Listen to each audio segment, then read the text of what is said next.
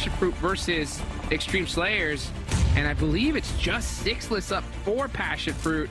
You can see him going for the res, but here comes the push from Brady. Yeah, Extreme Slayers is killing it right now. Frady up to 4 eliminations, total of 5. They're about to get 2 more here. It's pretty much done. Yep. See ya. And Hyper drove in thinking it was clear. Like, they drove in together as a team, willing to take a fight, but they still ended up losing it. Fresh gets 1. He's got 2 more to contend with, though. Is he able to do it? Some third-party fire, tagging up the players from MEZEXIS a little bit. Shimmy's back and forth. EBS not connecting, hitting the wall. That one hits, and so does the next few pumps. Fresh. Bold decides to go all the way up, and takes a huge advantage with a nice opening nade. I like this aggression. And Hyper taking some risks here when they need to. Now they need to play together as a team. Kindness just one-man army. Gets 1, 2 openings and going for the full wipe. Gets the 3rd. Kindness. Beautiful. Where are they? Where are they? Killjoy doing it all. He said, I'm gonna do it by myself. I got this. Uh-oh, it's not looking good. Oh, it is looking good. Never mind. He said, I can do this by myself. Don't worry, boys. Easy point. The trap from Casper. DBS. Bob. Oh, and he got him. I thought he didn't for a second, but he sure did. He's gonna go real quick. Party. Gets the finish. Oh, third party coming? Casper. Yeah. Can he do it again? Yes, sir. Casper. Back to back. Jump shot. Goodbye. Keep going. Keep going. Oh, he almost got that one. One more. Casper. 7 shots left in this DBS. Trying to find the angle. Did get his elimination. Stolen. Let's see how he does it. Goes for the reload. Does get it. 1v2. There's a 4th party going on in the back lines. That's why PUPPETEER isn't all here. And Casper's gonna keep going. Casper!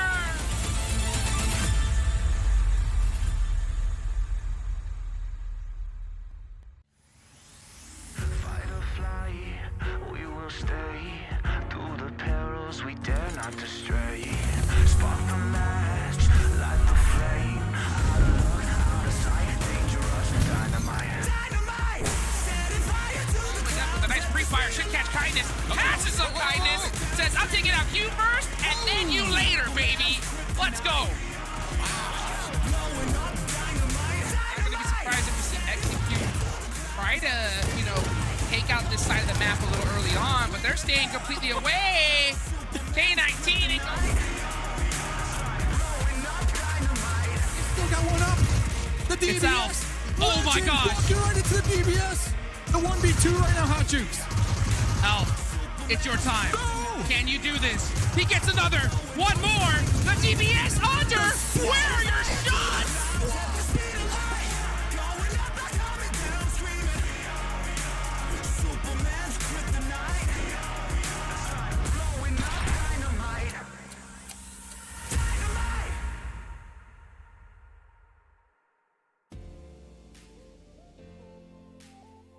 Hello everyone, welcome back to the PUBG Mobile Pro League North America Fall 2023 season. As we already had 1 week completed in our first day of week 2, but it's time to find out who's going to be crowned supreme here on day 2. And speaking of crowns, certain team in particular needs to step things up. Maybe they should get themselves a Monster Energy drink to get the beast unleashed and get themselves finally some points here on the board. But we'll dive into that in a little bit of time, as I am your host, Jason Calvin, and I cannot do this show alone. I got to bring in my main man. Well, I can't say that. I don't know. Someone might get a little mad at me. We got Uneven joining me here on the show, breaking things down yet again. And Uneven, yesterday, man, things were wonky yesterday. I think that's like the safest thing to say. Yep, a lot of inconsistency, a lot of different teams showing up. Yeah, wonky is definitely a good way to put it. Yeah, it was interesting nonetheless. Actually, we'll just dive straight into our overalls to give you guys an idea of what we mean necessarily. Now, there was some semblance of normality seen and Hyper at the very top as they got themselves 2 chicken dinners on the day, and of course seen Extreme Slayers towards the top as well. But things got a little bit rough the lower down we looked here on the leaderboards. Yeah, I mean, as you said, I do like seeing those 2 top dogs up there continuing to show their consistency and, keep their top spots, keeping it competitive. But yeah, then you also get to see Execute stepping it up, which personally I do like to see. I think, you know, they've got a bit of history, they've got experience. They should be putting up these numbers more consistently. They hit that 10 point per game average, so love to see that. And Butterfly Effect, you know, a couple dark horses, couple quiet teams showing up, you know, getting my predictions right. So yeah, I was gonna say, talk them up a little bit more, man. That was the only prediction you got right going for them, as they got the chicken dinner in 28 points in total. But I mean, what you see, PASSIONFRUIT up here with Sixless not even playing on the first day, so they're able to at least get a front page finish. MEZEXIS as well, as we saw Inactive really come into his own here yesterday. His first day of actually playing here in PMPL with this team. But what about the second page? I mean, obviously Execute getting third place here is fantastic at 41 points, but looking on the list, you know, 412 Nomads. I believe they had 4 fourth place finishes and only got 20 points. They had 4 eliminations. Like, we talked about placements to eliminations ratios, and this ratio is a little bit wonky here. yeah, I mean, especially with this the current system that we have that favors eliminations so heavily, right? Only 10 points per win in terms of placement. So you really do need to be putting out higher elimination points, because 4 per day is not, like, there's just no hope of doing anything with those kinds of numbers, at least in this current iteration of how they distribute points. Yeah, I mean, look at them, right? They have 4 eliminations. Everyone else around them has 8 or more. So they have half the eliminations of every other team around them. And yet they're still up in 10th place. They're still beating out teams who have 12 eliminations, 15 eliminations. But, you know, for them, we'll see if they can carry things through to kind of get more limbs today to match up with their placements. But one team we're not seeing here uneven. Not back to us. There's still a second page to show. Thank you, Mr. Producer Andre, man. YKG, 9 points. Yeah, I mean, this is definitely the standout focus of yesterday.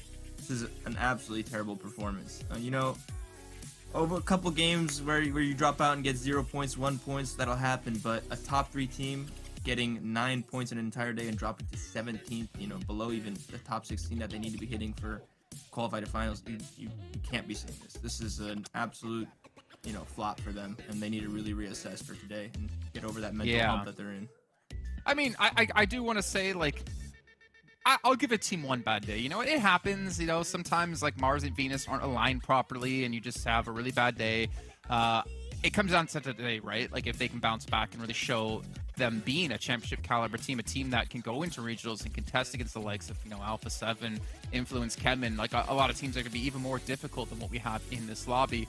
But Excuse, unfortunately, down there at the very bottom at 2 points. At least they came from eliminations, but we need to see more out of that team as well. But it was a very interesting day one. Kindness, as we saw, like, in our top 5 plays, I feel like he deserves, like, all 5 slots with the amount of plays we saw him pull off throughout the entire event so far. I mean, yesterday as well, the position on, I believe, was our first Erangel where we were in Military Island playing around the playing graveyard. He was able to, I would say, almost basically win the game up against Extreme Slayers almost by himself. Yeah, and, you know, talking about Extreme Slayers, you know, I think they had a really interesting game in that game in particular. So, you know, I've been wanting to do a little breakdown, kind of show how a pro analyzes games and how I look at the macro movements and the faults and the, you know, good things that they did. So I was gonna do a little breakdown right now, and here's the first screenshot. Yeah, so basically, this is a military circle, right? The infamous. You don't like to see this when you're a professional player, especially when your drop spot is on these edge extremities like YS and Extreme Slayers, who dropped South George and Hospital. And basically, they saw this circle and they told themselves, okay, we're going to play this slow. They made the correct assumption, in my mind, right, that the bridge was going to be cluttered. They won't be able to cross it. We play the blue zone. We play slowly, pick up a couple elimination points on MEZEXIS early, which is good. You want to get those consistent points when you're not sure about the next rotation and being able to live. You definitely do want to have some aggression, pick up those those elimination points, and you know, at least if you get eliminated early, you'll have a couple points under your belt. You can go ahead and go to the next screenshot. But they didn't just sit there and, you know, accept that. They actually scouted the bridge, and, you know, they did make the assumption and start playing slow because you would have thought that the bridge would be cluttered, but it turns out that it wasn't. And so they saw that opportunity, and instead of sitting back and relaxing and playing safe and living in that circle because they were inside circle, they took their opportunity, They crossed early. They took that controlled bridge and hold this really beautiful split that I want to point out. This is a very practiced and common split that I don't see a whole lot in NA, and I want to see more of. And this is what we used to call the 3-1 split, evidently, because it's a 3-1 split. You see those 3 players on the extremities controlling their back. They know that there can definitely still be some lagging players on the bridge. They have that information that probably there's some guys that haven't rotated that are playing even slower than them. So they've got to control that back, and that's what Remix and Frady is doing. You got Hayuya holding that entire southern hemisphere down on that high ground. He's got a great vantage point. He sees everything. He controls their side. And you've got Robert going closer into the zone, getting that information, holding down positions for that next circle. Yeah, and then so go ahead and go to the next screenshot. So this is a great example of a 3-1 split. Then here, the circle shifts away from them, but because of the nice position they held before, they were able to get in onto that north side. They have the information on butterfly effect right there, and they aren't afraid to take that position. Because of all the info and positioning they had before, they go ahead and play aggressive, steal their spot from them, and end up in a really good spot for this next screenshot right here, where they again execute that 3-1 strategy, a little bit more condensed because it's in the late game, so they can't take quite as much ground.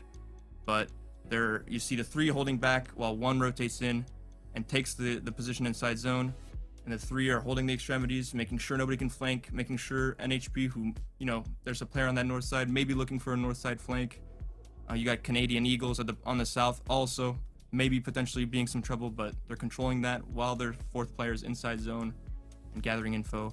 And, you know, they played this very difficult zone perfectly up until the very end. And, you know, unfortunately, they did lose the win, which I think is why they're not pushing quite into that first place position. But, you know, they're staying in that top 3. They're very consistently getting high scores, and that's reflected in their points per day average that we see.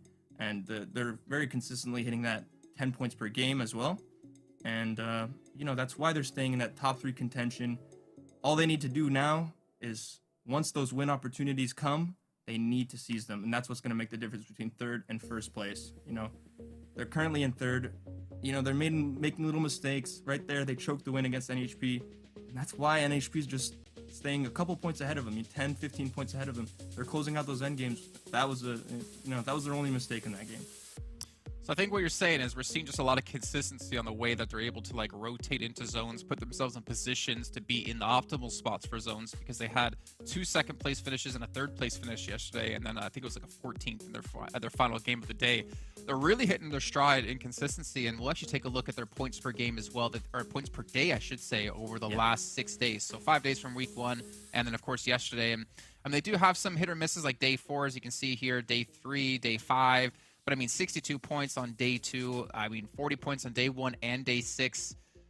I think they're just proving to be an extremely strong team. And honestly, one of the teams who have really took this time off from spring to fall and practiced and focused, because they are putting on such a better performance than last season.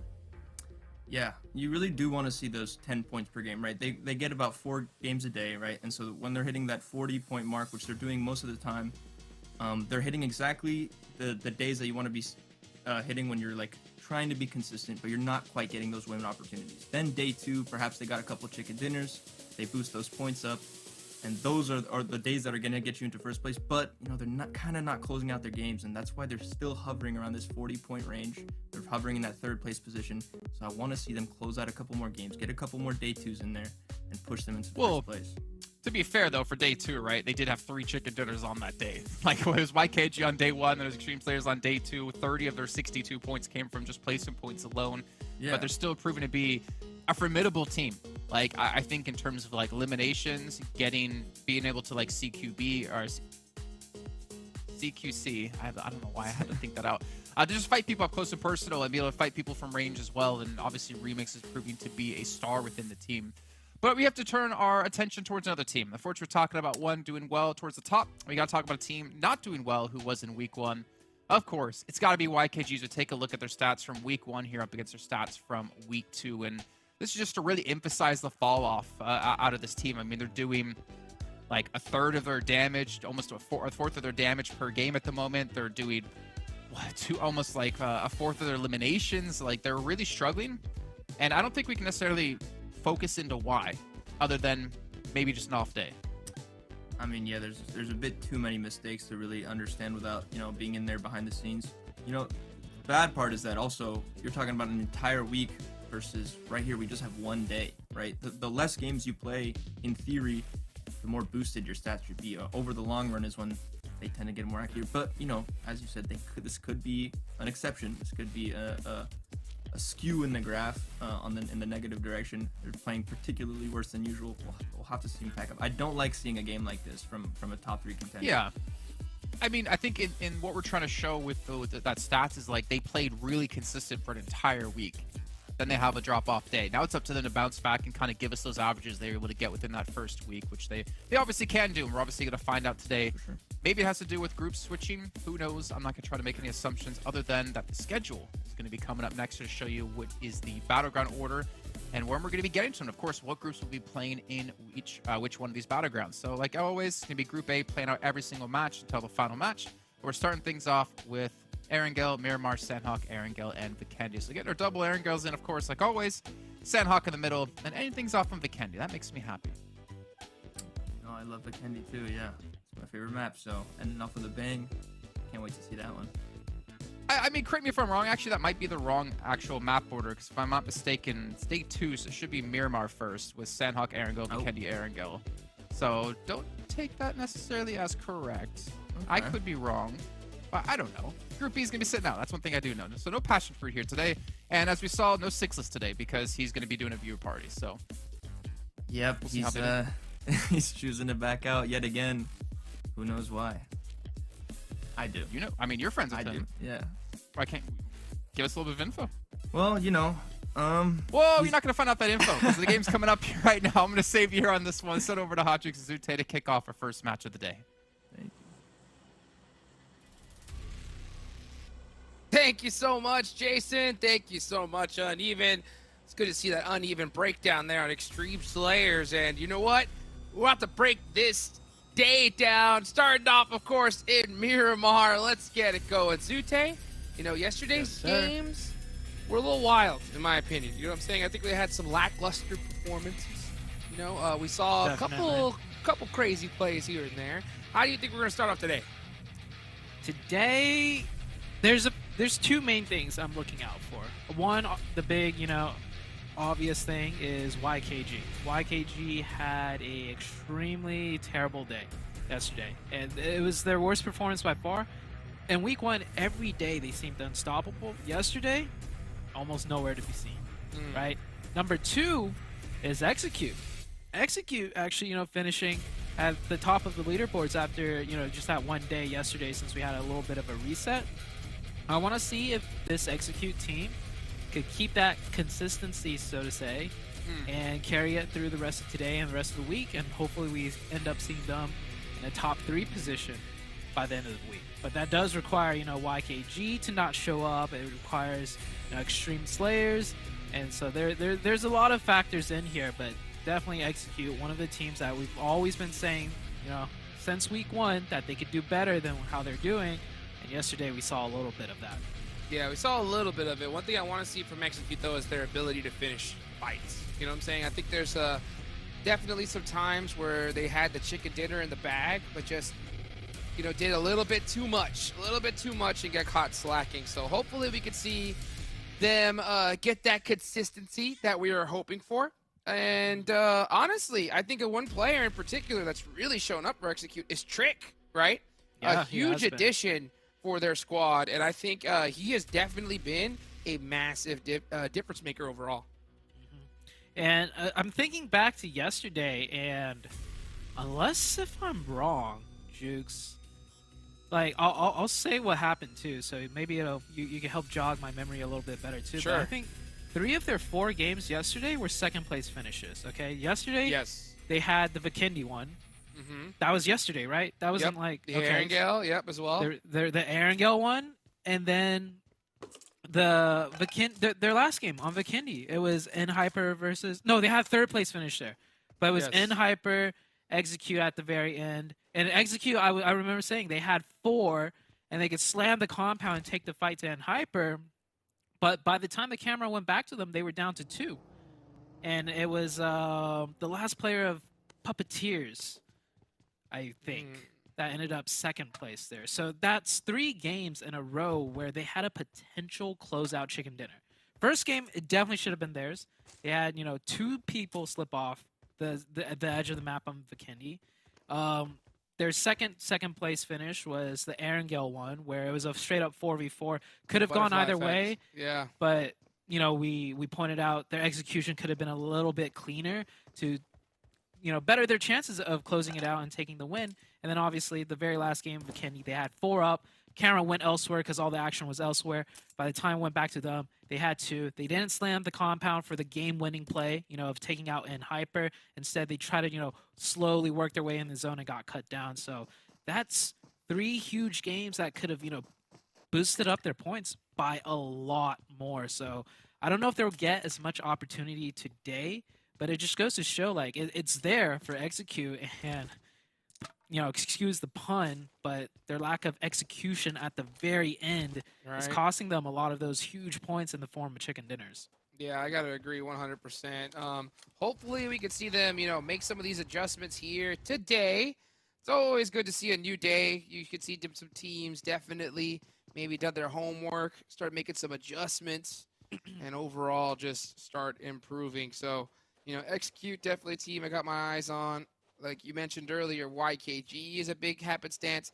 And, just continue to see improvement from Hyper, right? Because Hyper, for those of you guys that possibly are just tuning in, for the first time this fall split, they have always been such a great passive tactical squad and have lacked that aggression.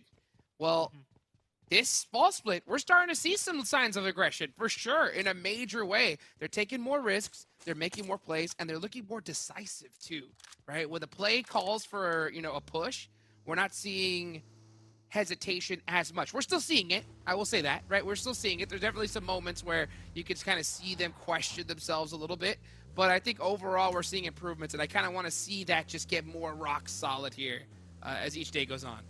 Yeah, the key word you used there that you pointed out to me yesterday was decisiveness, right? I was saying they just look much more aggressive, but they're more decisive because they will make those aggressive plays, and then midway through, it's like they don't stall as much as before. It's like if we're going aggressive, we're going aggressive. We're not going to, see if we could get aggressive by going a little bit closer and seeing if we could do something a little bit more. It's just, okay, we're going for the aggressive play. You just push up. Trust that I will get the knock when I'm covering you or whatever the case might be. And it's that decisiveness that's the biggest factor for me that's making their aggression better. Yep. It's 100% to do with their disparity, right? The disparity between their energy. That's right, yeah. So, good to see them now just making those decisions, full committing to those pushes. Because you're right, before it's like they'll go in and be like, okay, maybe we'll get a knock. And then if we get a knock, then we'll push. Oh, yeah, back off. Now they're just like, often. oh, you know what? We're either gonna win this fight and win the game, or we're out right here. And you know what? The top teams in the world, that's what they do, right? They'll full send it on down. They'll get 3 players knocked, but still win the fight and then get everybody up afterwards. And those are some core plays I want to see from them as we see Wall Street Bets, Ji-Woon get taken out early. Wall Street Bets now have Slimmy on the team, the Slim Bot. And that is one of my favorite players in the game here in North America. I want to see him continue to thrive here. So hopefully we'll see as Clown does get that buggy shot up, but it looks like he will make it away. Loses 2 wheels, buggy's burning, still makes it out. That was risky. They got it. They got the a quick drive by, and that player from Wall Street Bets just crawling around the side of the vehicles stole just long enough for the player that was finishing off, Clown, to potentially get thirsted himself. So every little thing counts. Just like stalling for time, even if you're knocked, could end up being a point conversion for your team. 100%, 100%. Meanwhile, speaking of point conversions, look at Hyper, right? Big chill in dead center of the map. Nothing too unusual there. And we're starting to see some teams try to rotate to the circle. This is definitely a different, Miramar circle that we've seen normally, Yeah, we haven't right? had On this the one yet. Yeah, we haven't had this one yet. We've had a lot of southern circles, I will say that. I think it's about time it South, goes up to the north. southeast. Yeah, but, you know, now it's actually going a little bit to the west side, so I wonder if we might even get a Valle del Mar bridge finish. Imagine that. Oh, you're always asking for the wildest things, Jukes. I wanna see I just want to see the circle in around where it's at right now, like the center of the zone, because it offers a lot of dynamic fights. There's a lot of high ground involved, and then the low ground is all compounds. So even 50-50 teams could play either or and stay alive as 4. So that's what I want to see. Please don't just shift back to the east. And okay, Jukes. All asked right, for it. baby. Let's go. Oh, look at Valle Ren. Del Mar. By the way, for all you guys watching, that mountainside you see all the way to the left of the map, that's completely unplayable. You cannot get on. You cannot get on top there on that edge. So you can see that road that's there. That's playable. Some of that high ground is okay, but it's going to definitely make things interesting here when it comes to this side of the map. So I wonder what teams are going to full send it underneath that bridge. Yeah, that's a wild rotation for a lot of teams to make, especially the BOPE all the way in the blue on the eastern side of the map. And when I say eastern side, I mean they're literally touching water. One of their players on the east side of the map. So that's a lot of travel distance that needs to be covered. And teams are already just gunning it down to this area. YKG, they're on the northern edge. I wonder if they're going to try and rotate in a little bit more, because every single team knows this is a hard shift. Oh, And yeah. you could take huge advantage by filling in on the west side of that hard shift if you're willing to go for it. I wonder if we're going to see a team go down south, right, through Los Higos Bridge and try to rotate. Oh, that'd be very that way. smart. Yeah, that'd be a huge play. Canadian Eagles don't opt for it. I think that's kind of a little bit of a misplay. Maybe we might see Polar Ace go for it because it's a really safe rotation and they'll have a pretty good sightlines on the map. Meanwhile, we're making the player rotation sacrifice. That's what I call it. When you have a hard shift like this, sometimes it's difficult to keep all players up, and sometimes you have to sacrifice a couple on the way. You can see Puppeteers not trying to make any sacrifices. They did get one player knocked. But now with the new mechanic, Zute, of being able to pick up players and throw them in your vehicle, right? I wonder if we're going to just see that be the standard in competitive, because it's a crazy mechanic to add to the game. Yeah, no longer you have to go for a revive where your player got knocked, right? You could drive up to them, and instead of sticking the revive and praying you don't get naded, you just toss them in the back of your car and just drive back where you came from. Like, honestly, it's a pretty big game changer. And we saw that happen yesterday. And it was very well done, because if he stuck that revive, you know that nade was coming in. Imagine, I mean, I think vehicles are now going to are becoming that much more important too. Because imagine, you're in, obviously if you're in the blue zone and a player gets knocked, pop them in the vehicle real quick, drive away. Or even if you're in a late game fight, you can maybe pop in a vehicle and then move over and try to get a safer revive. So it's very, very interesting. I was freaking out when I saw it, and I totally forgot that they added that into the game. And I can't wait to see just how utilized it will be here in competitive, because anytime the game makes changes, comp is where we see it used to the best of its ability. Yeah, for sure. By the way, that was Kindness picking up the point for NHyper. Of course. It's like personally for me, I got to start paying more attention to Kindness, because, I mean, we call his name out constantly, right? At the end of the match when we see his stats. But now I'm really going to zoom in on Kindness, and it's like every time NHyper gets their first point, is it Kindness that gets it? And, well, it just so happens to be, yes, it is Kindness. He's popping off. Ace of Spades. Mumbai with the 1 HP knock, the clutch, but Wasted gets him in the back, and the rest of Ace of Spades nowhere close by. I mean, it's the rotations. It's too wild right now with this circle. Too wild indeed, and ILY tries to go and get this crazy 1v1, but he also doesn't realize that Canadian Eagles are right there waiting to eat, and they do get some nice points on the board for themselves. So there's only one player up from Ace of Spades. He's going to go ahead and try to get something done. Some nice points there for the Canadian Eagles. They're going to be leading the lobby right now with 4. But they got to get moving, though. They got to get moving. They're still pretty far outside of the circle, and a lot of the main checkpoints here in this zone have already been taken.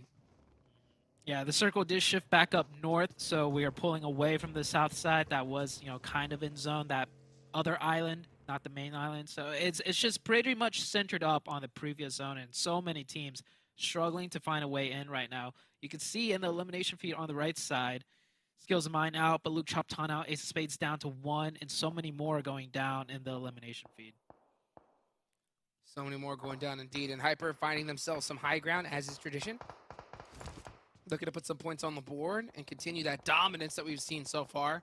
YKG is in this match, so that is definitely a team that I got my eye on to have some success here because, like we mentioned earlier, I mean, they really had a rough day yesterday, so let's see if they have a bounce back. Canadian Eagles, yeah, making the push right here onto Speedfire. This is right at the south side of that zone. And definitely a huge spot to take. So I do like the fact that we're seeing Canadian Eagles making it a full push. And Speedfire, 2 split up. They just getting taken advantage of here. Yeah, I love that. One person crashed in and realized it was occupied, and the rest of the team, what do they do? Instead of running off because it's occupied, they all came to help, and now they lock this position down, pick up another point, and more importantly, they relieve some pressure in their close proximity by taking out that player. So next rotation, they got one less player to worry about. 100%. You can see Quinn's getting ready here, protecting those vehicles. Definitely have to in this situation. And let's take a look at the map. Where is the zone going to go? Is it going to head hard shift south once again? Center up? Let's find out. Okay, all right. It's going to go ahead and be on these roadsides. It's pretty dangerous. I mean, Excuse is in a really good spot because they have a lot of high ground, a lot of elevation and sight lines. This is the time. This is one of those circles where you have to just stand up and shoot at everything. You don't want any team coming close to you, especially 4-1-2. You want to keep them right where they're at. Meanwhile, look at there on the bottom right of the map. You see an Hyper looking to get into it with both Extreme Slayers and Wall Street Bets. It's pretty dangerous. Yeah, those are 2 squads with high gun power, so getting into a fight with them might result in some casualties. So Hyper definitely have to be crazy, and Extreme Slayers somehow getting in front of Hyper. Typically we see Hyper, do more of a split, so they would have at least one person at the compound, but no one at the compound does concede a lot over to the side of Extreme Slayers. And what's worse is now they're sandwiched. They don't have a firm foothold to fight off either side, to isolate it. So in Hyper, they've got a lot of work to do now, especially with Wall Street Bets coming in. That's tough. How are they going to handle it, though? Let's see. Koi on the off angle, as usual. Kindness getting caught out. That's going to hurt. And let's see how Hyper handles it, right? Do they decide to go passive and just try to survive? Or are they going to try to make a play here and turn things around? Koi on the off angle looks like that's exactly what he's doing to do. He does miss the shots. GK first wins a huge 1v1, though, and that evens the fight. Actually, Killjoy going down. Now Hyper turning the fight around just like that. That's what we want to see.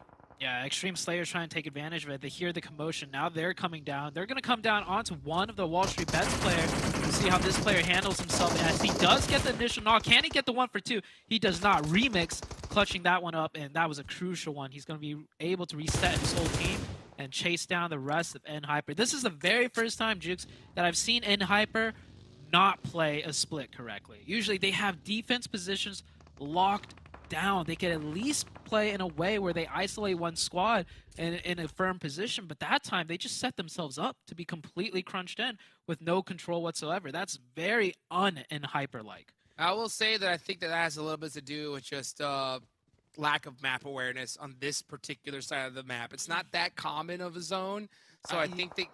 I think they obviously know this map really well, but sometimes you just kind of get caught in spots that you're not 100% as comfortable with, and I don't think they really expected 2 squads right on. What do you think about that?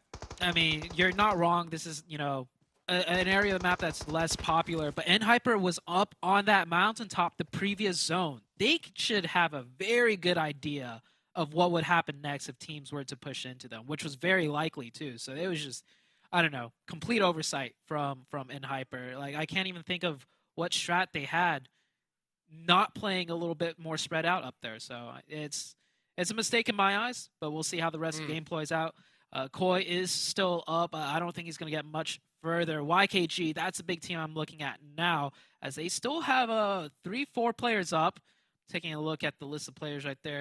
I believe it's YKG with 4. Yeah, they're fighting Extreme Slayers right now. They get a pick already on that eastern side. Wow. And YKG, they're going to look to close this fight out. Yes, they are. Full commitment right here, especially with this next zone. And whichever team wins this fight are going to have full control of this position. 24K. 24K. Oh, barely alive. Get the tap on. Yeah, they're not gonna pick him up. They're just gonna go ahead and give up That that was so close. that player. And another nade onto YKG. That's gonna hurt.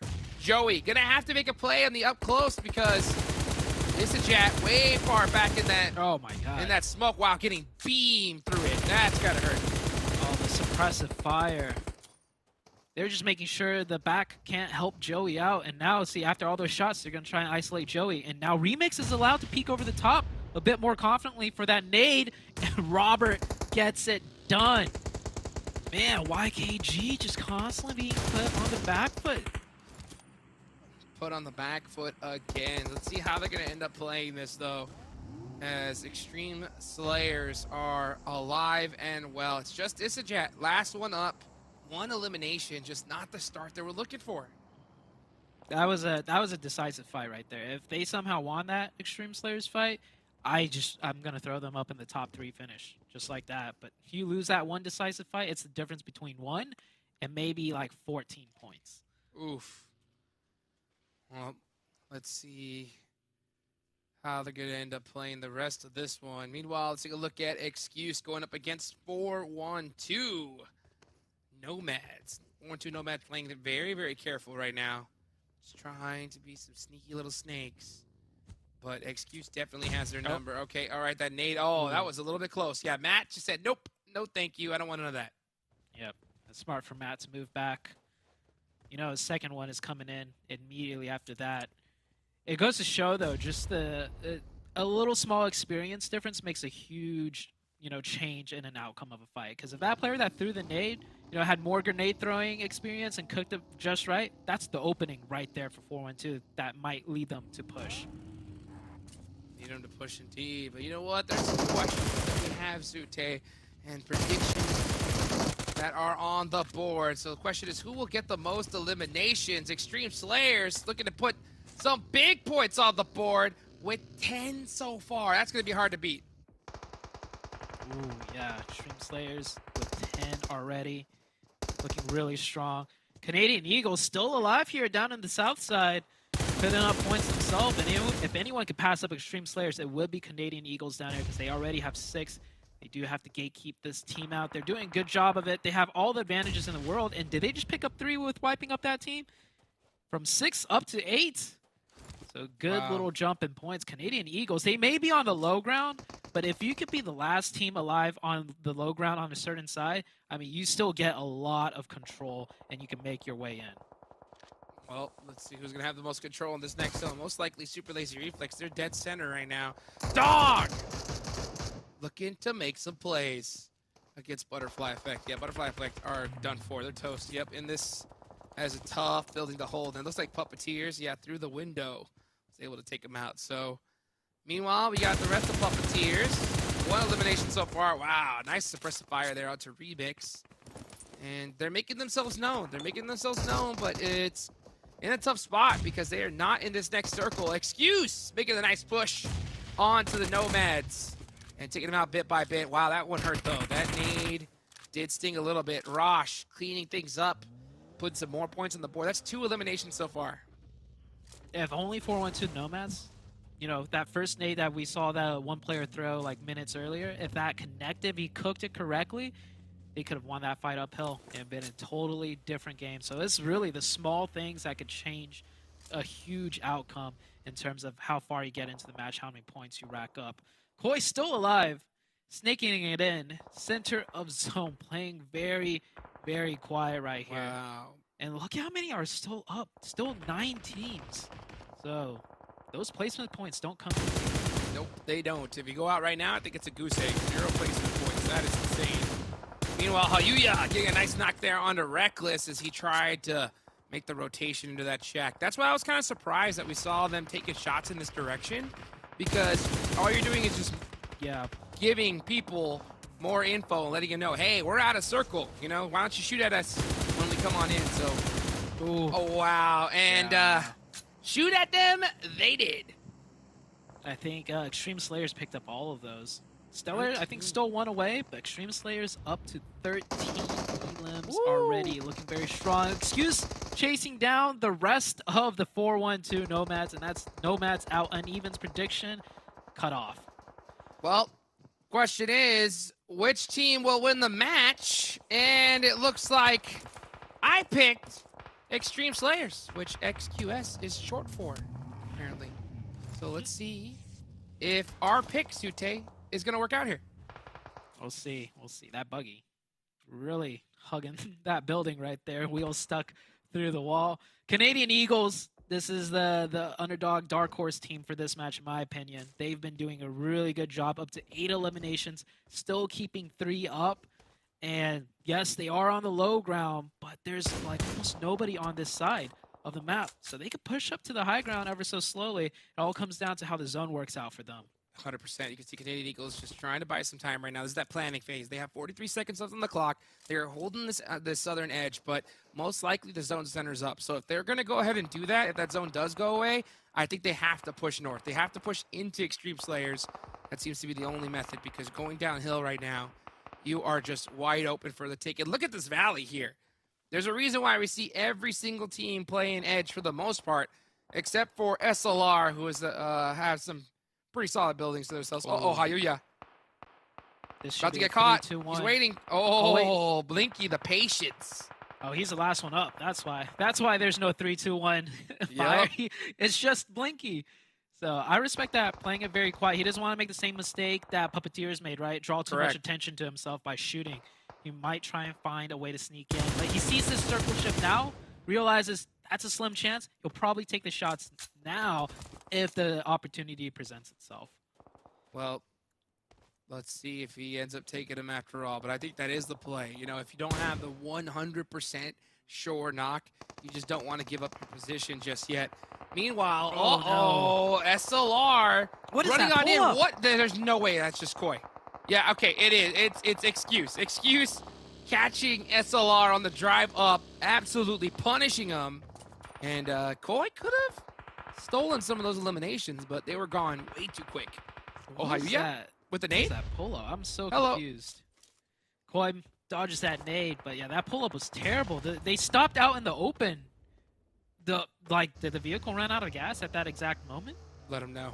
Yeah, SLR, they had 4 up. There was 1 player defending center zone.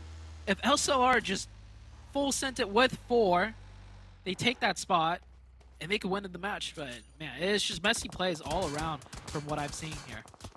Meanwhile, Excuse getting shot up, and I believe that could be by Blinky right behind him. He did end up taking those shots, but gets caught by Hayuya from Extreme Slayers. 14 eliminations for Extreme Slayers. We asked, where were they yesterday, right? Here they are, starting off today with an insane amount of eliminations. Excuse starting to rack some up as well. They have 7.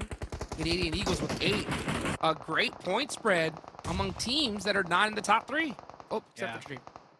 Canadian Eagles still alive with 3. If they could get an opening knock onto Extreme Slayers and take that side of the map, this could be Canadian Eagles' win. Up to 10 eliminations. Canadian Eagles are keeping it up against Extreme Slayers in terms of, confirmed points. They're neck and neck right now. Where's this next zone going to go? Is it going to center up? Pretty much regardless of where it goes, this last remaining member of SLR is in big trouble, so he's pretty much done for it, unless the zone goes to him. Koi has been big chilling in this shack and racking up these placement points little by little. Yep. I'm surprised not one player has even attempted to take it at this point. It is risky, though. It's wide out in the open, so I think that's why he is just getting so much support from all the teams surrounding him. Yeah, it's tough to get to. It's on like the middle ridge. You'd have to drive past the compound and then up a hill, and then you don't know what's in there. SLR tried, but they fluffed it up really bad. So Koi's going to keep staying alive. He's going to get top 4 at the very least. SLR about to go out. New zone did shift. Every team is pretty much in this zone besides SLR now. Yeah, XEZ, goodbye. It was a pleasure. He pulls out a smoke just for LOLs at this point because the jukes are not going to be hot enough to survive this onslaught of shots. Yeah, Chronix just spraying through the smoke. Easy point for him. 4 teams remaining. Who's going to win this game? It's close. Excuse has the man advantage, but you got Extreme Slayers who are absolutely dominating. And honestly, I think position-wise, Canadian Eagles are in a really good spot here. Canadian Eagles have the opportunity to wrap to the high ground and take an isolated fight, right? Because if they wrap to start a fight with Extreme Slayers and Excuse pushes in, Excuse is also pushing into Extreme Slayers. Unless if Excuse also does a wrap, which, you know, unlikely because you just don't usually see, you know, the IGL have the wherewithal to follow an opposing team's wrap. But we'll see what happens. If anything, it's going to come down to the next circle, which will be no circle, Jukes. Oh, it's that's gonna be right. the final one. And the center zone, I think that's on Koi. Oh, yeah. Koi could be in a good spot here. Just holding that one position. No one's thrown a nade in there yet. I'm surprised. Because you could definitely throw one through that roof. Remix. Oh, Koi goes goes down. Koi gets Quinn. caught by the molly. So, yeah, I was about to say, finally, Nice one. a player throws one in there. Beautiful spread. And Canadian Eagles, now it's a top 3 situation. Canadian Eagles with 11 so far. Ooh, This is Quinn. insane. Oh, You he yeah. gets caught. Yeah. Catchy Quinn, that's brutal. Drago and Baby Tank, it's really up to them. But they have Oh, the the low nades. ground, and Remix is making it rain on them. Remix up to 5, looking for 6. Oh, my and goodness. he gets one. He's got to be careful. Excuse is starting to make noise, but Chronix is knocked, so that's going to slow down Excuse a little bit too. Remix looking for 7. Remix. Hey, There's- Excuse is big chillin', though. Yeah, there's Excuse 4 is big players. chillin'. Yeah, in the zone. They haven't had to worry at all. Extreme Slayers are pushing out, but Excuse isn't playing it aggressive, so they don't have any sight lines at all. Yeah, they need to get to that ridge. Yeah, I'm surprised they didn't take priority on this ridge at any way. So now Extreme Slayers are here. They got to move up for free. I think Excuse is looking to just kind of hold angles and wait for access to come to them. Matt, yeah, now it's time to throw everything you have. There we go. Beautiful nade there onto Robert. And there's going to be the follow-up just a second. Meanwhile, Remix, the legend. It's Oh, it's all done. up to him.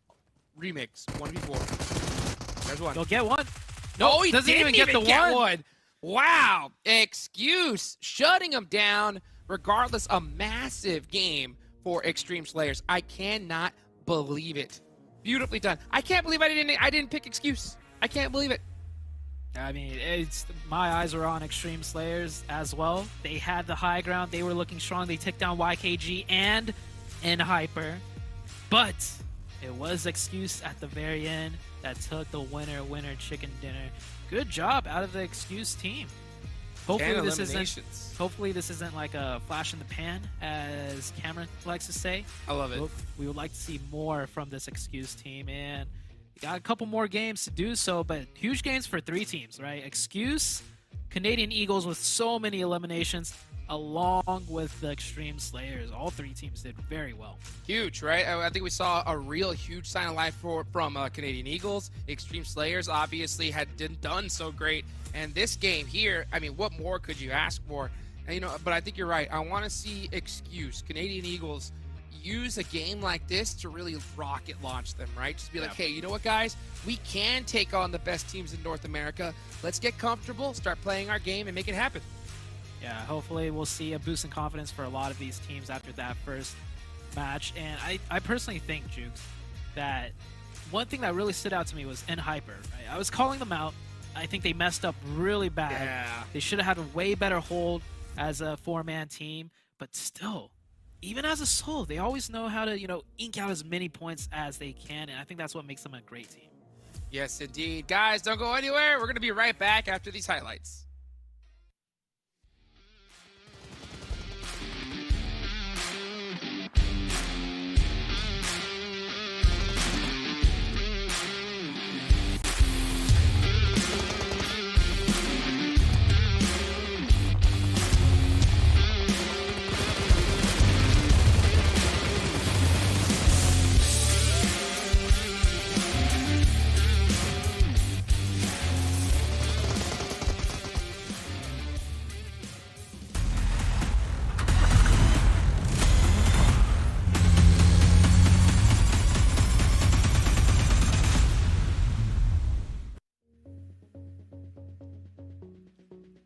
I just ran the numbers, Hot Jukes, and man, if you got that prediction, if you just picked Excuse instead of Extreme Slayers, you would have been ahead of everyone in the prediction game. But you know what? Sometimes you win some, sometimes you lose some. But Excuse take home the victory here off the back of positioning. What was your thoughts on that, Uneven? Well, I mean, my initial thoughts is sometimes you win some. I haven't experienced that quite yet. I'm not gonna lie. I've been losing them all. 4-12. They had a nice spot on that west side. I saw the potential. I saw the win. They didn't see it. It did not work out at all. They got eliminated very quickly. Like I said to you when we were watching, I respect the pick. I respect for you going for something a little bit out of the norm. But yeah, it didn't work out. Let's see the match rankings here. It's the points some teams got. Extreme Slayers, even though they didn't win the game, they're going to come out first on points because they put up another 17 eliminations here on Even. I mean, this is huge. This is exactly what I was talking about. They have really good early to mid-game aggression. They're really good at racking up those elimination points, and they just aren't quite getting that chicken dinner win to really boost them up. I mean, you know, when you get a game like this with 17 points, I'm not upset with this, right? Yeah, did you ever really lose if you got 17 eliminations and 23 points? There are definitely scenarios where it stings a little bit more, and this one was not one of them, right? It was quite a hard game to finish off. I would have liked to see a different end game still, though. This was hard, but I want them to have cleaner end games, right? That's what I'm looking for in all these games that I'm watching. It's kind of a trend that I'm seeing, which is why, you know, even though this game was really hard, right? They had 4 versus 3. They didn't have a good position, but if they moved a little bit quicker, they were a little bit more, you know, instantaneous, a little bit more independent, they would have had at least a shot. But yeah, as we were watching, right, especially when they took out Canadian Eagles, you were saying, like, why are they hesitating? Why are they taking their time now? They cannot get complacent. They got to keep moving, and they seem so rushed. And then you saw Excuse just throwing a couple of nades, some Molotovs, and then that was it. They took home a chicken dinner for themselves, and unfortunate for them. Unfortunate for YKG as well, man. One elimination for this team who got picked off, I think, in the end by Extreme Slayers. Puppeteers as well, only getting 1 point with the 1 elimination. 4-12 Nomads, your pick, only getting the 1 placement point. Yep. It's a tough time for some of these teams, but honestly, that zone isn't really easy to play, especially when it pretty much went there right off the bat. Yeah, I mean, there's huge verticality, very interesting low ground, high ground dynamics. And yeah, it is definitely not an easy zone to play. But again, it's YKG, right? We don't want to keep. They're still in this rut. They're supposed to be a top 3 team.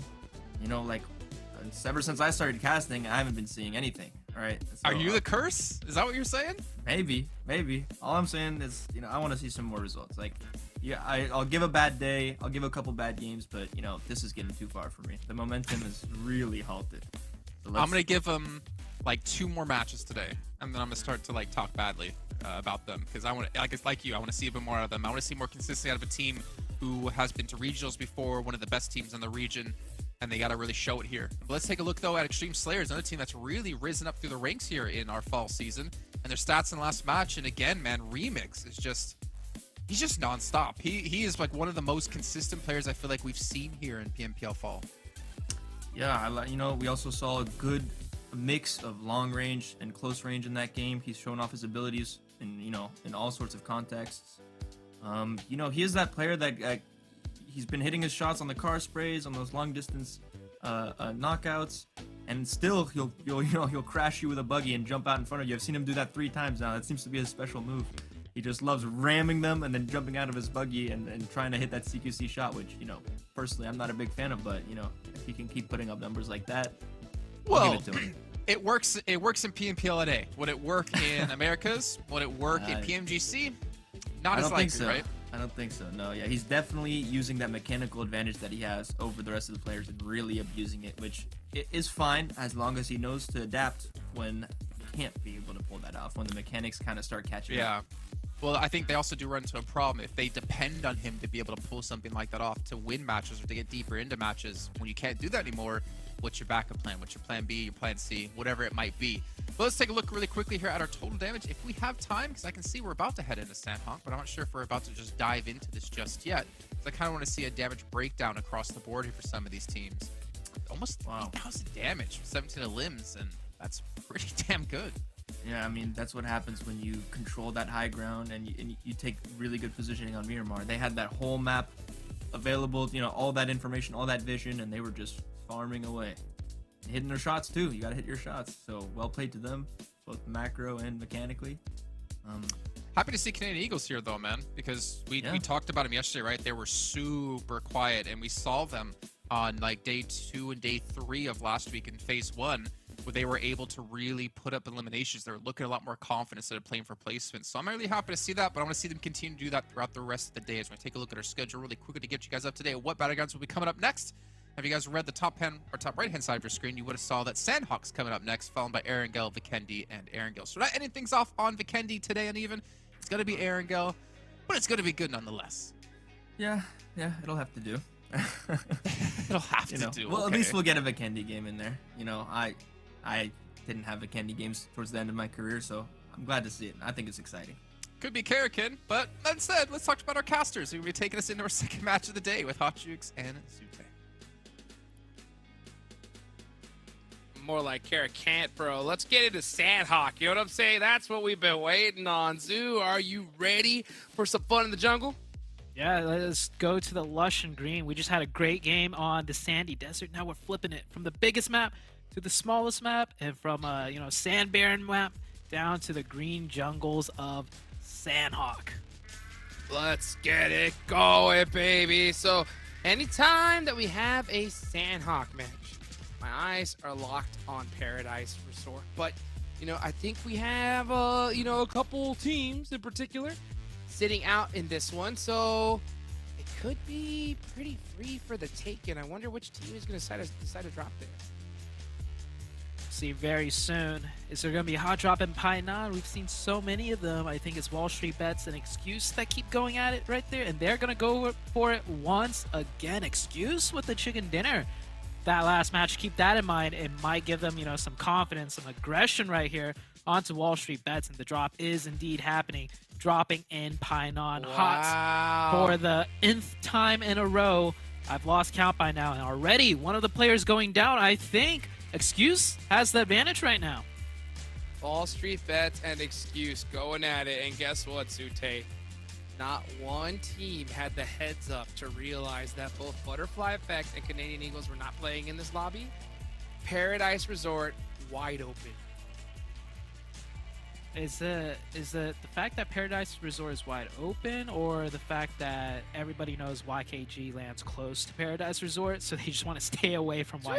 Sheesh. Well, I'll tell you what, with this zone, I think you would have been happy to land in Paradise. So you got to keep an eye on which teams are not playing and which ones are, because when those two squads are out, that's a huge location. I mean, so much loot, so many areas that you can, possibly eject from there.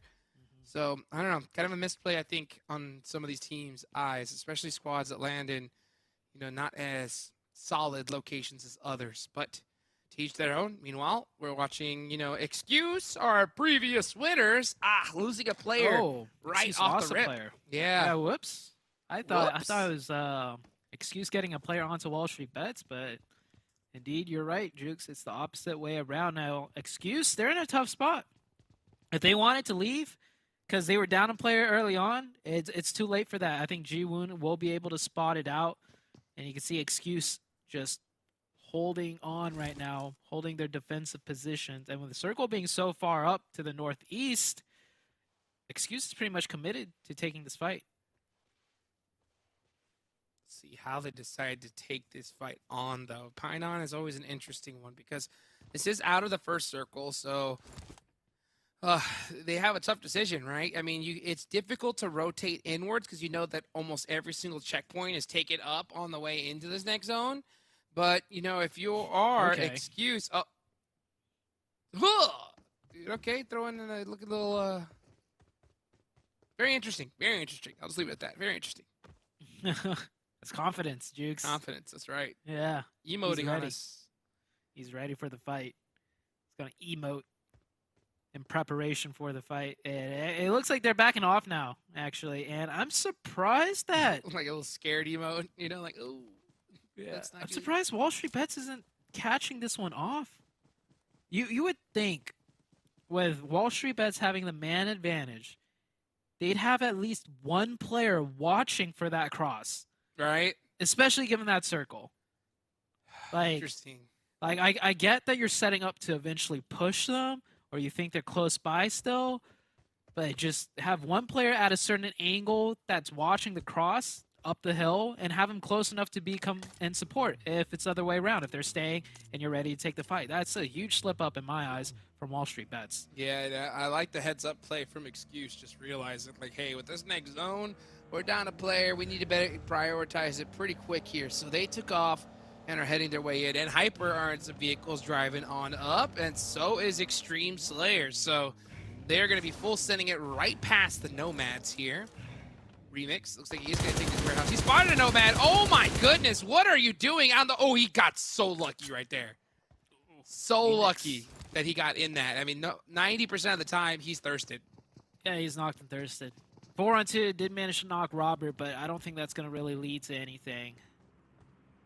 It's going to be tough for 4-1-2 to push across to. They have the control of the warehouse. If I was 4-1-2, the second I see that car going over, yeah, Hoyuya, now you push over. You know it's a 4v2. True. Because one of them is going for the revive. And they are going to make the push, or are they going to just... You know, no I don't hate it. At Well, least they're doing something. Yeah, at least right? take the hill, right? At least take the hill and camp them out. No. Yeah, not even taking the risk at all. Just full sending it on in here. And honestly, bad location. Really bad one. Not a good spot in this next zone. yeah, it's the low ground between two giant hilltops. And So- your vehicle's going to get just destroyed. So, I mean, that rotation's dead in the water. So many different spots they could have taken, I think, in this next zone, because even if you try to run away from it, like you mentioned, there's two hilltops that are really solid places to be. And you know teams are going to be looking right down on you. So, interesting decision. But who knows? Who knows? You know what I'm saying? I've seen crazier things work. That's for sure. Yeah, I'm just glad they did something off of that knock. Some teams, even at this higher level, gets that knock and they just keep sitting, which is just leading to nothing, right? So That's a they good did point. something. They went for a rotation. They got the info that they're cut off ahead, so they take another route. We'll see how it works out for them in the next couple of circles. Passion Fruits right now, I mean, I've kept saying they should change their drop location on this northwest because it just never has worked out for them. If there was a stat, I mean, maybe I could find it real quick, Jukes, later on, but it's like, how many points has Passion Fruits gotten on Sanhok?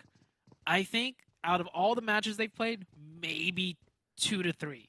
Well, who knows, right? Let's see how Passion Fruit does. They don't have 6-list, so who knows? Maybe they might do better.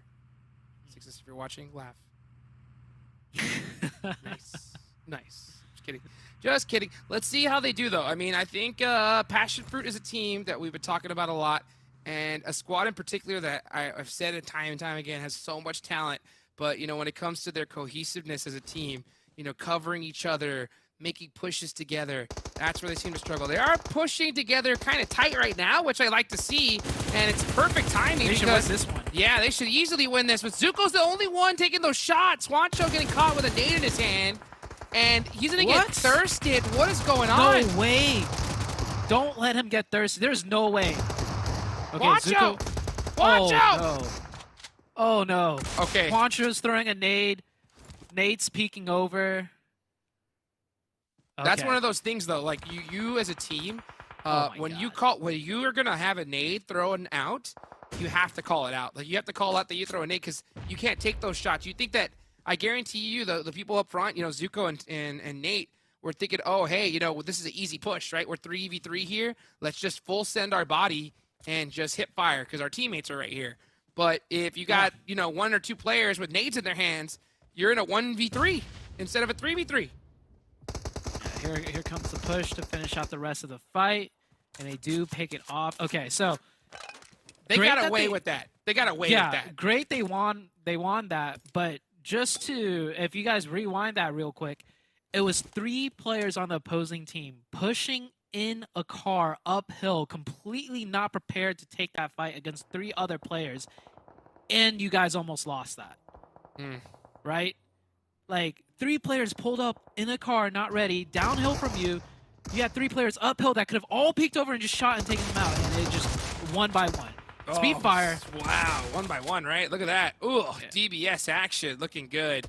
So that's K19 eliminated early. Yeah, and I mean, you're right. I think that is a fight that they got away with because this is the NA PMPL Fall. Americas, they're gone.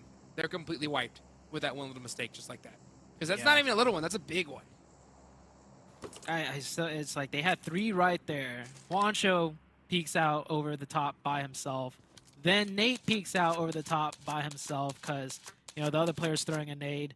And then the other player had to win that one. It was, oh man, it got way dicier than it should have been. And yes, we are being critical, but I think even the audience watching would agree with us on that one. Like, that was played on the poorer side of ways to play that engagement out for sure. by Passion Fruits. But that's the definition of what we're talking about, right? Just lack of cohesiveness. You know, like they all had that gun skill to do it, but understanding each other's timing, you know, call outs to make those plays at the same time. Great nice shots by BULUC. Wow, great return shots from BULUC. That's the stuff we want to see, you know, them playing so close together, so tight, that if one player gets knocked, you instantly are there to support them, you know, and BULUC did that perfectly right there. And honestly, I'm really glad to see BULUC playing again. I think he is a monster player. I think he did take a break due to school for a while. Yeah. So it's good to see him finally, you know, he got that education, and hopefully he's applying some of those physics lessons. Yeah, by the way, Execute's trying to do like a 2-2 trap on them, which could work out really well or really poorly. And with this situation, if Passion Fruit just ignore the 2 across the riverways, they just make it an isolated 4v2.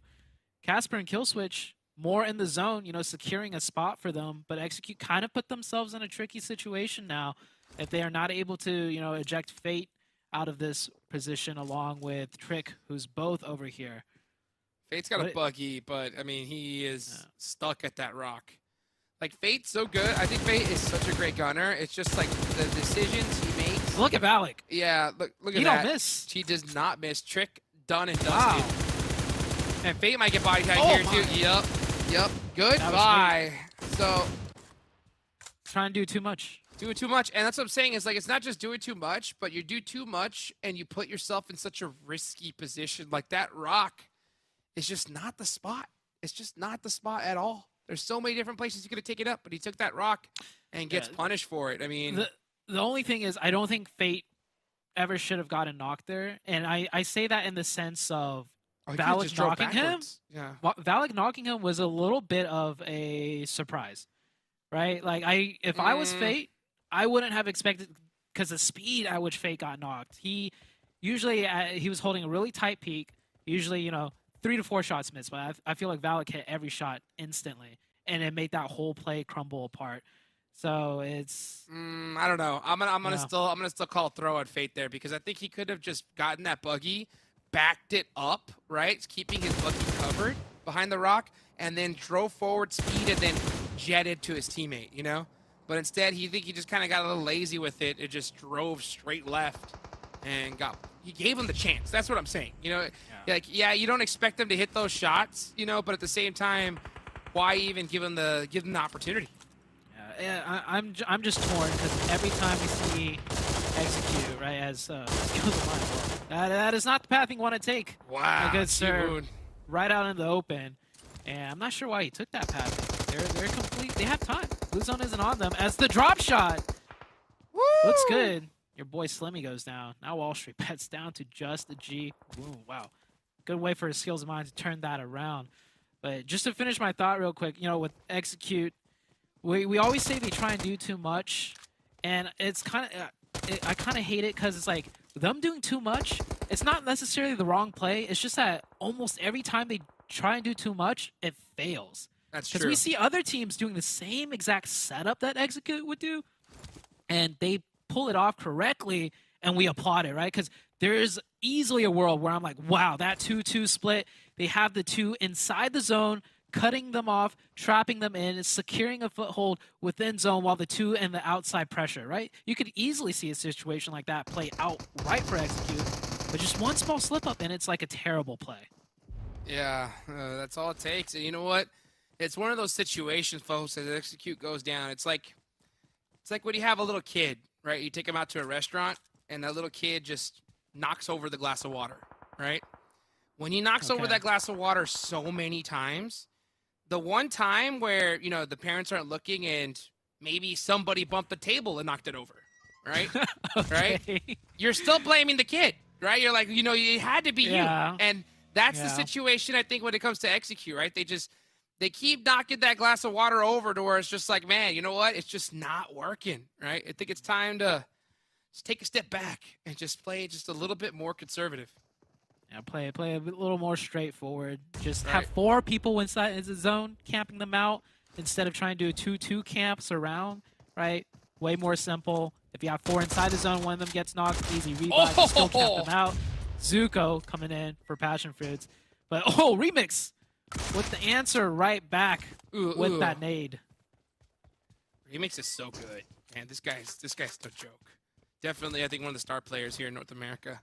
Definitely proved himself so far. Juancho! Another star in my eyes. Let's see, he's gonna go, and he should be able to make it to Nate to get the res off, but there's only 15 seconds on the clock, so they're gonna have to just basically full boot it on into this next zone. They are so far out of position, it is ridiculous.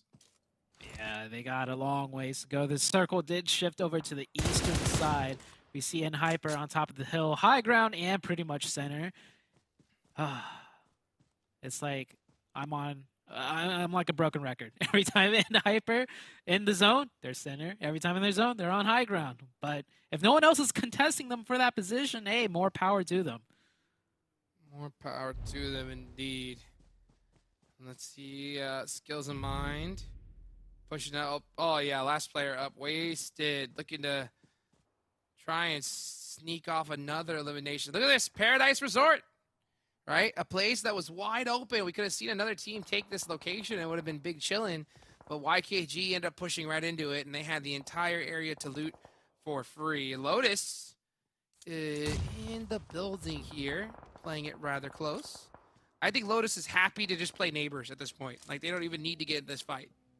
Yeah, they're going to have to soon, though, because when this circle shifts, they're most likely going to press into YKG. Good for them. They already know YKG's here because that nade landed. So Lotus is aware that could be a team just camping them out as Chico falls back a little bit. The rest of YKG a little bit further behind inside Paradise. See how this works out for them. Kindness picking up a knock in the elimination feed. Let's see. And Hyper with 2 points already. They're probably going to pick up a lot more holding that high ground, playing defensive. And Kindness with another one. Wow. Kindness is ridiculous. I tell you what, when this guy got zoned, he is just a force to be reckoned with. Yeah, Passion Fruit forced to just push in. Nate gonna go out right here in the next couple seconds as Baton gets some nice shots out of him. Nate is behind that tree, but for how long? Nope, that long. Not very long. And Circle Jukes, look at that. Wow. We're going down the hill. And Hyper, I was like, and Hyper didn't get center circle this time? Wow. Very interesting. They do get zoned, though. They do have a good position in it. Speedfire, okay, they did find that compound, so they're going to have to defend it. Question is, which team's going to get the most eliminations here?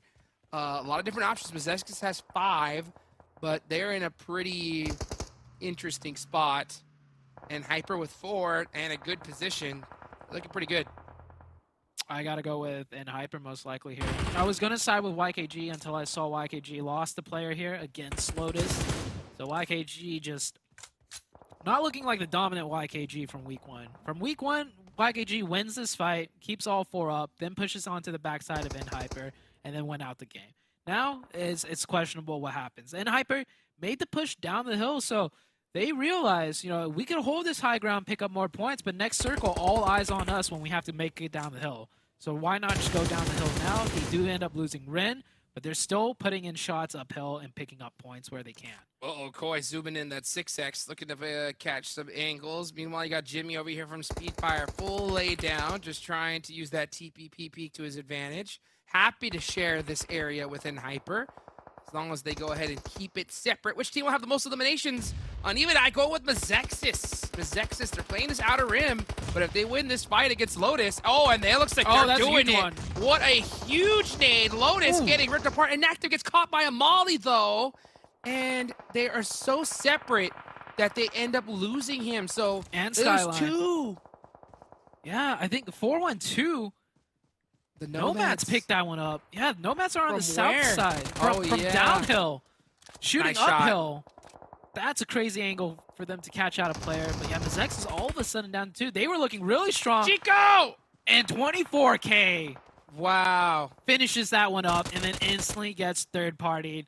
And that is YKG out. LOTUS Esports also out. Leaving MEZEXIS alive up here, but only with 2. And they got to go downhill. They got to go downhill indeed. They got to go quickly here. There's only 27 seconds left on the clock. Meanwhile, 412 really crippled their chances in this match. And Hyper still holding the building, and they have this next zone, so they are big chilling here. This is where Hyper usually does their best work. And oh, they have so much sight lines. Kindness, the one player you do not want to have zone looking in your direction. This guy don't miss. Yeah, it's like a sentry turret. It's a Just Reaper. monitoring everything. You saw earlier, he scoped into 2 spots, and that's exactly where the 2 spots he needs to look at. So he's ready on the drop of a dime to pop off some shots. He's just waiting for this blue zone to force them in. Here they come. Papa Blue started to push everybody on into this next circle. We got Ace, oh, pushing on into MEZEXIS, and Crow goes Ooh. down. So that is MEZEXIS Esports eliminated right there. 6 eliminations to their name. And BOPE does go out as well. Uh-oh, and Hyper in big trouble here. It's really up to GK first. He should be able to get this reses, but is 412 going to push across the road? It's a hard one. Yeah. But with 2 knocks, oh, you know they want to. They want to, but Speedfire's right there watching everything unfold. So look how careful they're playing, though, from the Hyper side. They're backing as far back as possible to go for the revive so the nade doesn't catch out the last player that's alive. Uh-oh, actually, look at this next circle. This next circle is brutal right here. That leaves Hyper completely out of this next zone. So they're going for these reses, but it was 7 seconds left on the clock. They got to get moving. They have a car. I think No that car way. is still operable. I imagine they could throw down some smokes and then slam right ahead in front of 412. We'll see what happens. 412 only has 2 up. They're going to Blue press zone's closing. 412, but there's no way they make it across. No way. How did Kindness even make it that far outside the building? That's Yeah, my what's question. Speedfire doing? What are they doing? How Where are are they they moving looking? for free? Well, they make it across, but they still have to contend with 412. And it's just all Koi. down to Koi. Oh, He's the out of blue the blue zone. zone. It's ticking. It's hurting. Oh, it hurts too much. Koi's forced to run in the Oh, drop man. shot. And that is Hyper eliminated with only 5. So right below MEZEXIS LOL. Let's see how Ace of Spades are going to hold this on top of the hill as they have all the sight lines in the world. Most eliminations. That's easy right there for the Ace of Spades. It could very well easily go towards him. Speedfire getting cut apart. 412 picking one up with the nades. Free point, last one up for 412. Can he pull off the second place? And he does confirm it. And he's going to deny the point. Free point might be his name, but he's not going to be looking to give that free point over to Ace of Spades. Ace of Spades with a massive chicken dinner. Beautifully done right there. And that's Sanhok for you, ladies and gentlemen. No matter how good you are, if Papa Blue doesn't love you in this map, you are out of there. So a great performance, a great chicken dinner there for Ace of Spades. And, you know, I was shocked that Hyper even made it that far. So that being the case, I really wonder what Speedfire was doing. I don't know, Jukes. They should have had that locked down. They should have had that area locked down. I don't know what they were looking at.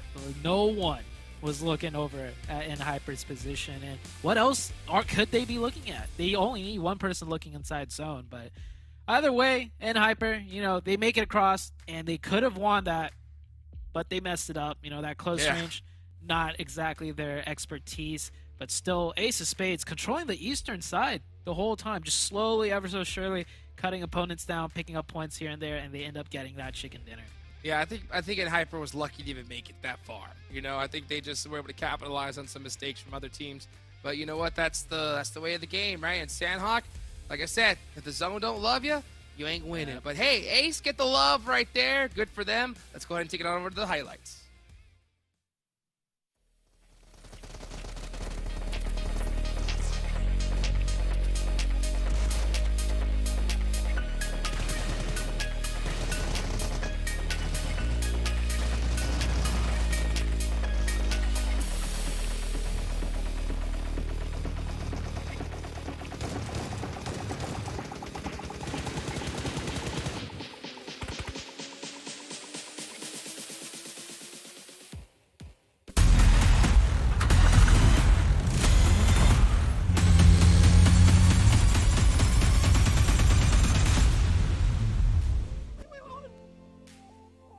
Welcome back, everyone, to PMPL and Ace of Spades take themselves a victory with the 6 eliminations behind it, getting themselves 16 points. You know, I talked a lot of smack about them in the first week because they only had one really good game, just 20 eliminations plus the chicken dinner, so they got 30 points in one match. But you know what? They've gotten 2 in this week now with some chicken dinners, and they're starting to pick up some steam, man. They're starting to make some moves, and it's really working for them. Yeah, I mean, you know, Sanhok is Sanhok, so I don't want to put too much value on this game, especially when you see that they only had 6 eliminations. They were controlling a lot of ground. I think they had a little bit of more opportunity if they had some cleaner play, but you know, fair play to them. The points are points, and you know, it's always nice to get that little Sanhok boost and jump up the leaderboards a little bit.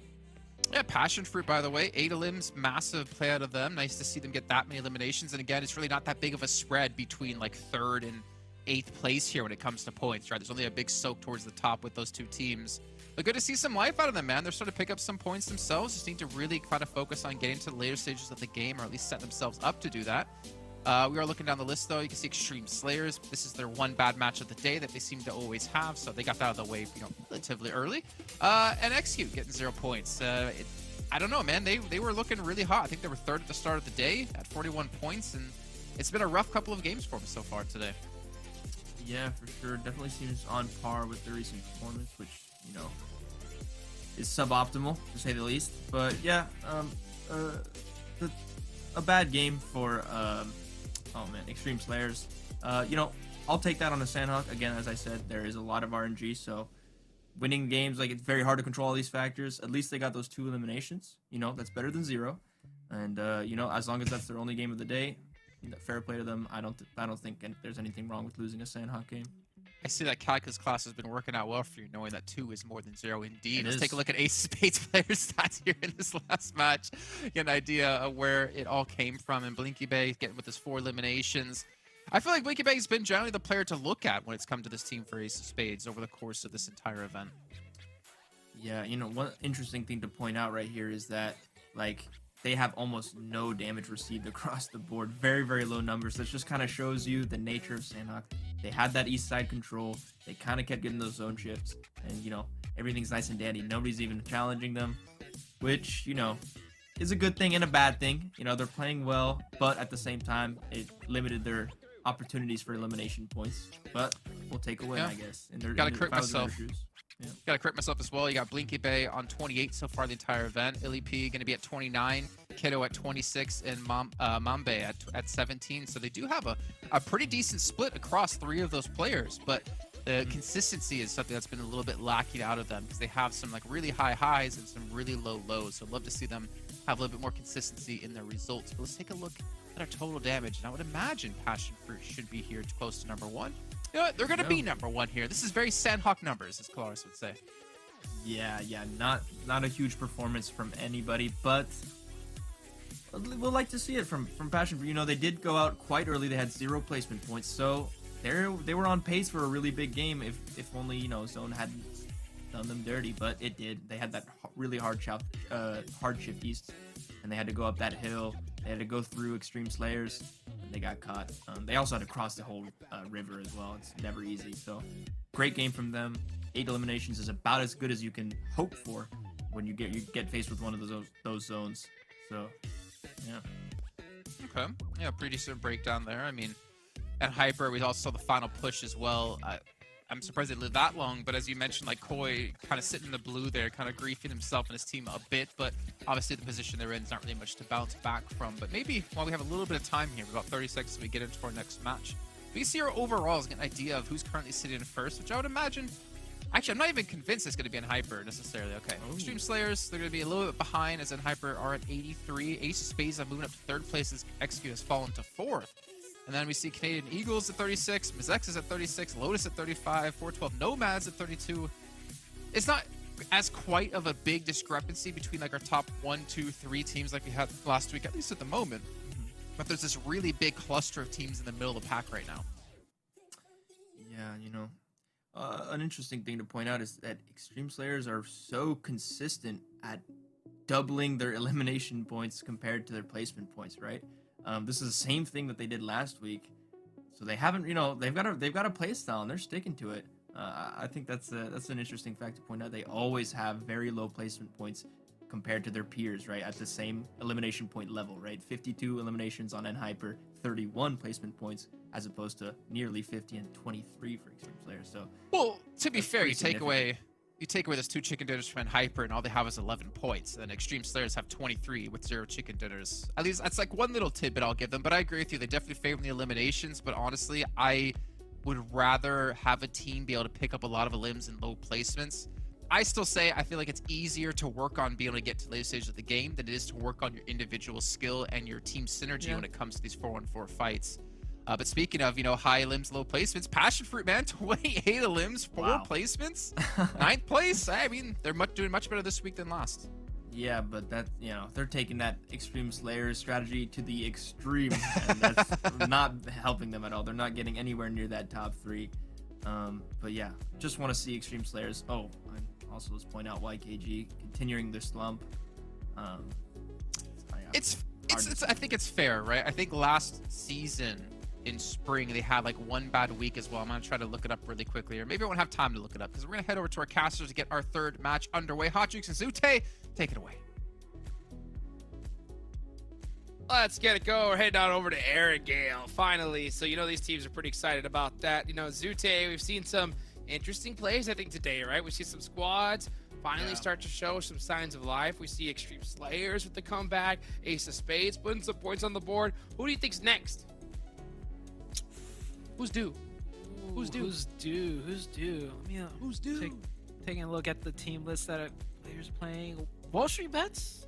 Okay. I feel like they could be due for one.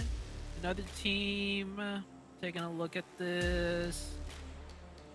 They just beat Wall Street Bets, really. All right. Maybe even Ace of Spades, or actually they just won one. So no. What about K19? What do you think about K19, huh? I glance at K19. I just haven't seen anything out of them that's like, okay, they're due for one now. I think K19. They were on a very little small uptrend on week 1, but it was just nothing to write home about. And so I haven't seen anything from them today either, or yesterday, at the start of the week. So I think K19 is just kind of there. What version of HH24 do we need to see at K19? We're going to see them have some success. Which team? I don't know, man. HH24 is just... I only really recall HH24 in the heydays of when it was HH24 and the Tensa duo, right? Okay. Yeah, Knights HH? Is that what you're talking about? Yeah, but then after that, it was like... It just kind of... the HH24 Magic just was gone. So not Tempo Storm HH? You're thinking Knights HH? Yeah. Okay.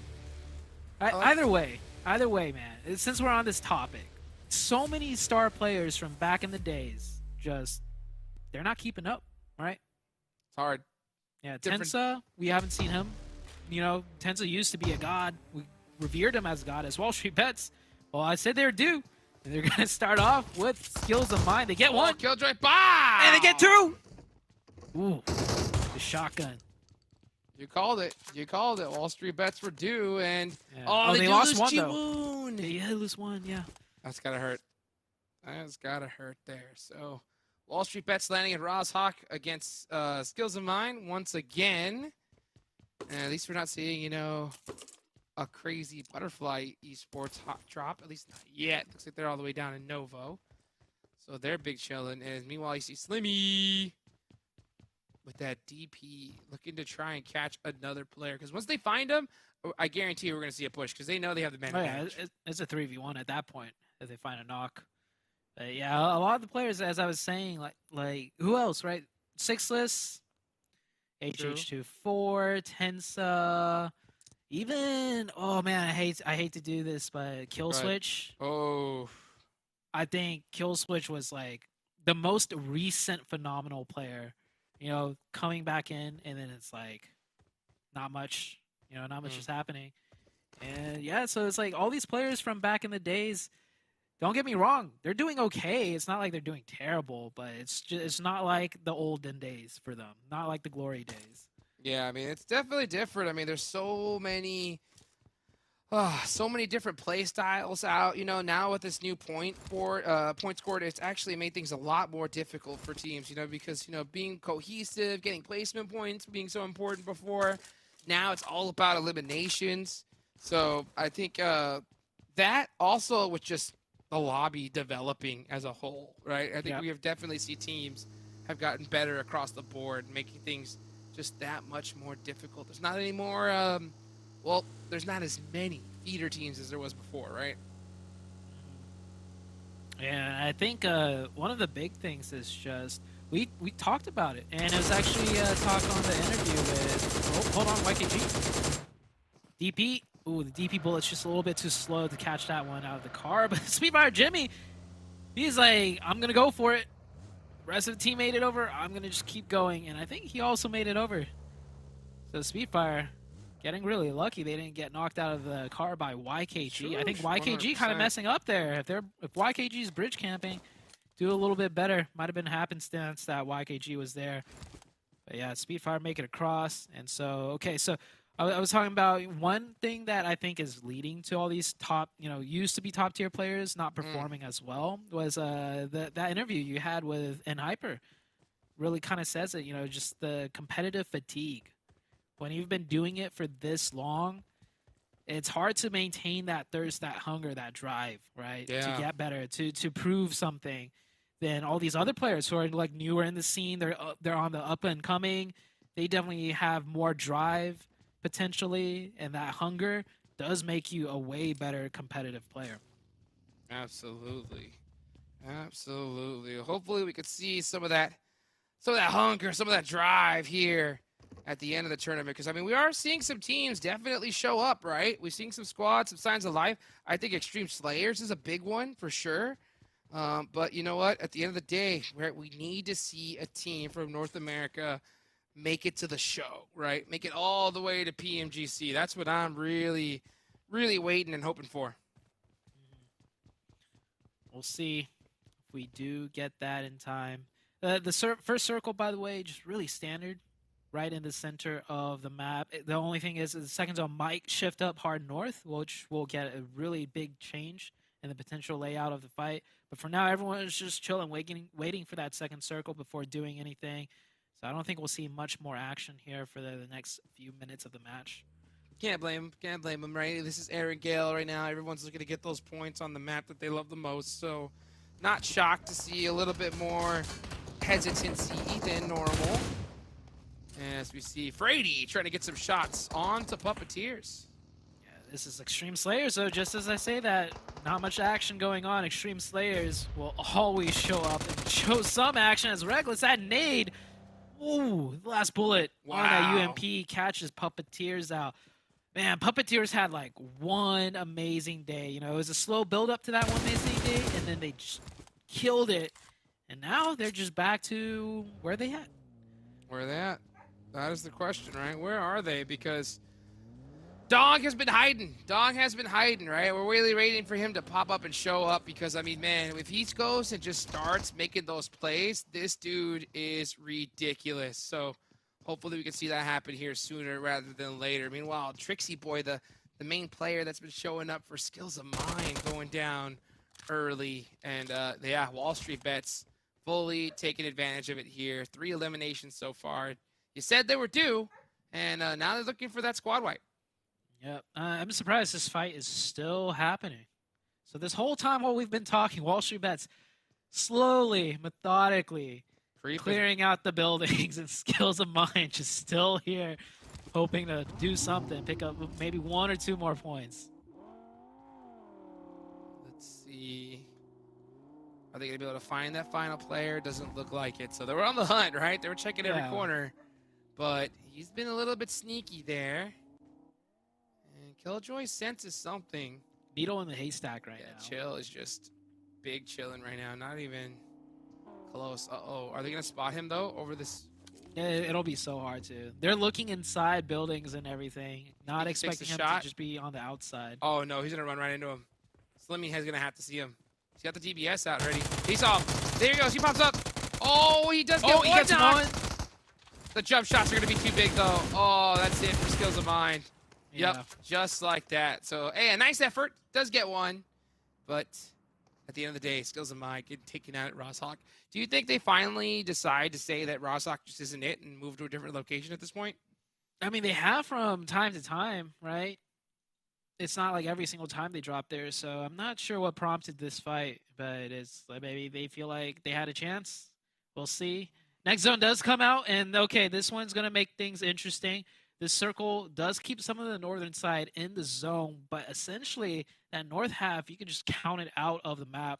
Very unlikely it's going to be in zone next play or on the next shift. So every team essentially has less space to work with on this circle 2 than usual when it comes to Erangel. And Extreme Slayers with 2 eliminations looking real good. Butterfly Effect holding this spot for now. Teams that still need to rotate on in, looking at Excuse, YKG, Speedfire, Execute, all the way up over there by North George. Looks like they're trying to set up a little bit of a camp on Ace of Spades. What do you think about that? Yeah. Must be. Not too surprised, though, because that first circle, everyone's kind of waiting to see where it shifts either way to determine, what spot we want to get to. So in the meantime, if we're going to wait, we may as well camp out the team that we 100% know is going to rotate by us. We'll see if that camp works out for them. As Ace of Spades, they're going to do a really wide rotation. I don't know if Ace of Spades, saw something that made them rotate really safe, or is just a hunch. But good chance Execute won't find any of those Ace of Spades players because they're wrapping really hard up in the north and the blue, making that safe rotation. Yeah, smart play, especially coming in from that side. They're going to have a lot of different angles to be able to rotate on into this next zone and even further down south if they need to. So, the calm before the storm happening right now. Just to remind everybody, we did see Wall Street Bets with 4 eliminations. Isajat just wide out in the open here. That's a little bit odd. I mean, yeah, you see him waiting out this. I think maybe he just thought it was safe, but they only have one vehicle. Yeah. I think that's why we saw YKG next to the bridge too now, because they weren't trying to bridge camp, which is why that bridge camp looks so poor. They were trying to find a vehicle. Yeah, YKG dropped, I believe, like Quarry, Primorsk, Ferry Pier, all along that stretch of road, and they've only managed to find one vehicle. So that's really slowing them down on, how they might want to play the match. But hey, they're an edge team. They saw Excuse rotate in front of them with multiple vehicles. This Jab might have been like, hey, I found some cars. We just got to take them from another team. And that might be the play they're looking to do now. Long always has his eye on Dong. I don't know why, right? We've seen him knock that player so many times. It's so funny, right? Yeah. Because we've seen, for those of you guys that have ever played comp before or haven't, it's always one player in particular that always seems to knock you. It always happens. You have that one just nemesis that just you always catch slipping. And or always catches you slipping as well. Meanwhile, look at this, Speedfire making the push onto Wall Street Bets. This is a really bold fight here. I mean, this is a good position in the circle, so they're just Nice forcing shot. it in, taking it over, and Slimmy goes down. RVLO doing a good job opening that up, and Wall Street Bets was not ready for this kind of full sin onto their location. Completely separated, completely split up. Arevalo, the beautiful knock there. And then, with Wall Street Bets being so split, they're should be able to take advantage of this fight. I'm surprised they're not pressing this more since he is so split up. Okay, all right, Jimmy just saying, all right, oh my gosh, he's like spread out player. Let's go, let's send it. He pushes it, but where's the rest of the team? They're giving him 1v1 opportunities. This is way too risky. Oh, they got lucky there. Yeah, luckily for them, it's only that one player. And that smoke cuts off the sightlines for any type of support. Speedfire will be able to get the revive Oh, he too. got caught. Oh, he does get SLR. caught. Clown is close by, though, so Clown's going to reset both of them. They'll be okay. Maybe the last Wall Street Bets player might recognize in the elimination feed that 2 of them are down, but he's not moving. So Speedfire will be okay. Next zone did shift, and it did go up north, so completely disregard what I was saying earlier, Jukes, about the north not being in the potential play zone for the next shift, because it is pretty much a 50-50 now between the north and the south. Oh, this zone is so brutal because you really have to make that bet, right? Which one are you going to take, the south or the north? And the zone can go in either direction. So we'll see here as Super Lazy Reflex looking to take that north side right there, but trying to stay as central as possible. That bridge by Yasnaya is really important because whoever team holds it, they're going to have a nice gateway into either side, but you could definitely hold both sides of that bridge. So Yep. definitely something to keep in mind of. YKG and Rozek right now. We saw another game where YKG was here in Rozek and the zone shifted north, and they just pretty much played the shoreline side and won the game. Maybe looking to do something similar here, but this time around, there's like so many more teams on that south side that they need to worry about. And we'll see very soon with the circle closing in. Is it going to be that north? Is it going to be that south? Or we might just keep the 50-50 going, Jukes. Yeah, well, you know what? It's a 100% chance that HH24 is going to get beamed out that buggy. Beautiful shots there from Frady. Guy's really been on point so far today, and you can see Extreme Slayers. They do push their way through the Yasnaya fields. They are going to get pieced up a little bit by K19. Frady's actually really close. I think Skur has to see him. Is he going to take those shots, though? Yeah, Oof. I think if Yeah, no anything, angles. he's trying to play quiet. Nope. Yep, now he's going to shoot when Frady's on the run. Yeah, you don't take That's the funny. challenge when they can shoot back, but you definitely take the challenge when they're driving away from you. Reminds me K19 of like a Chihuahua barking, right? You know, just where are you going? Yeah. Where are you going? And then as soon as they get close, it's quiet. Yep. Quiet. Right. Well, let's see this. Oh, speaking of quiet, it's time to get a little bit loud here as YKG pushing onto Speedfire. It's a jet. Oh, no. My, what, Jimmy? Oh, that DBS action, mighty dangerous. Oh, they do lose another player as well. So YKG down to 2. I don't know if I saw that correctly, but I thought YKG had 4 up in there. Like, one of them was knocked, but they had a total of 4 players, and now they're cut down to 2. This is Jack holding that nade, thinking the other player wouldn't push so aggressively, and the majority of his team gets caught because of that, and now they're down to 2 players, making this win looking very unlikely for the side of YKG now. It is not looking good. K19 eliminated. Passionfruit still up with 1 elimination. And Puppeteers with just Dong and Liu Zhang holding the south side of Rozhawk. So, I mean, is it possible we get a Rozhawk finish? It's really unlikely. Most likely going to go up north into that field where the Wizard Tower is. That's Yeah. going to probably be a really good spot to hold. And it looks like Canadian Eagles have it already. Yeah, I mean, I said it was unlikely that the north of the Erangel Island would be in play, coming into circle, 2 or 3? Right? Yeah. And it's been in play this whole time, so it might just shift back down to the south. We'll see if we get those crazy hard shifts. There's still 38 players alive. Woo! This zone is getting very packed right now as the circle still continues to shrink ever more. There we go. Time to turn it up a bit right here as the zone is gonna starting to close. BOPE holding this compound for now. Fuego trying to keep the sight lines, running inside the building a little too much, not keeping an eye on where other teams are. Meanwhile, Butterfly Effect forced to do a crazy send through the bridge. They And make it. this bridge, fortunately for them, is still open. Yeah, nobody playing the shoreline side right there or on the other side. So Butterfly Effect will make it through. They do need to drop down some smokes, though, because their flanks will be open. Canadian Eagles on that north side in the compound as 4. Nobody playing outside of the building. Definitely more the passive route.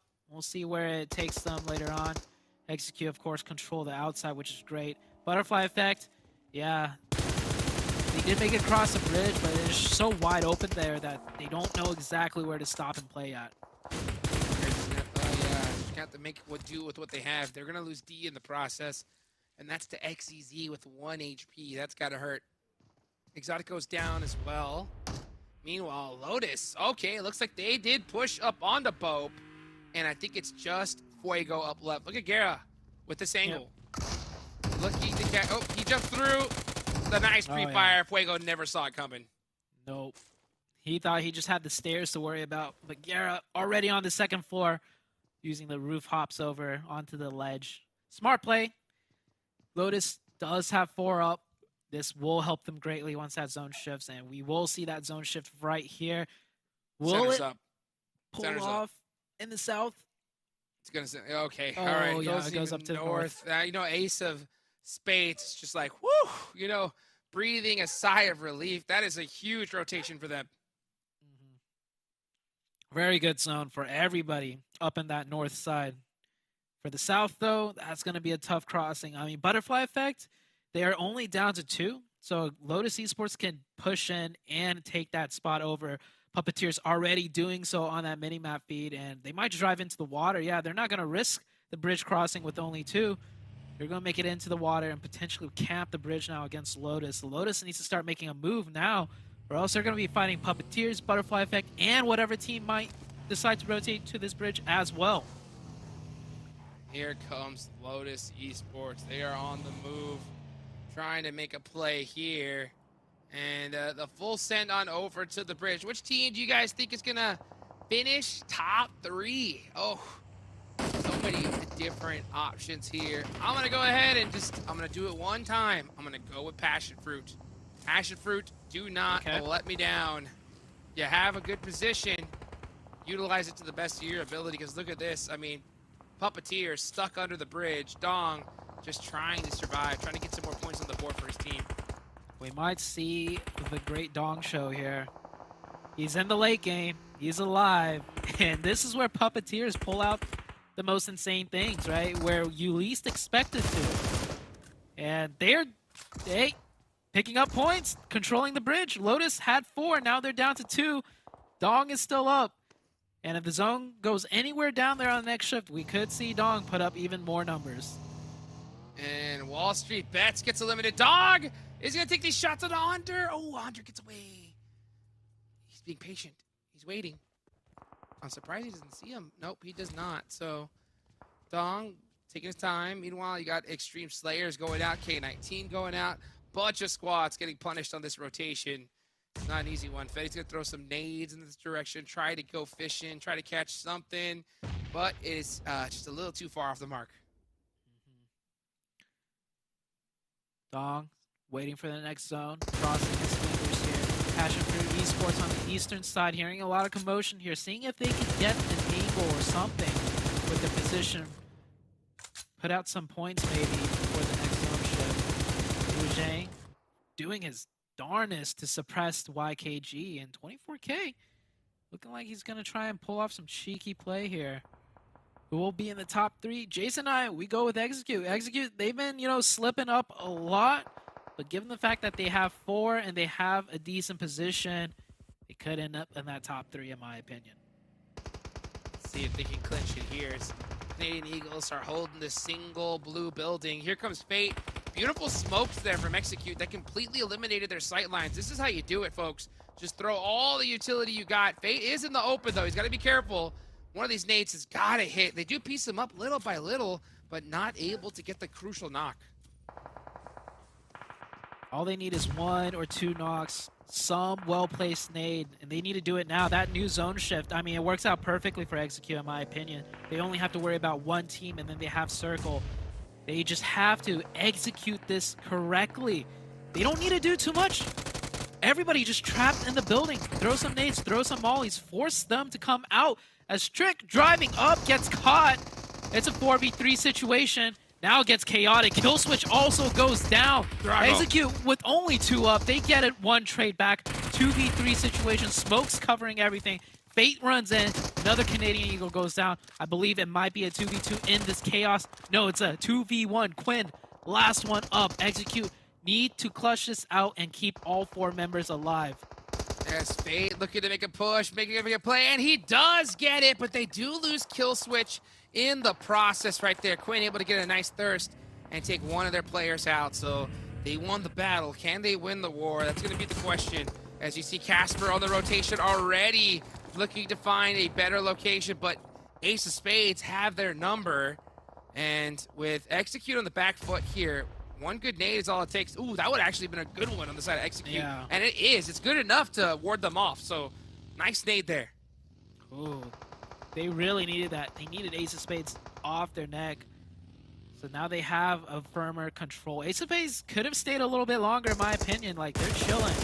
Could have looked for more points there, but getting a little bit too scared. SLR on the south side, defending the push against Excuse.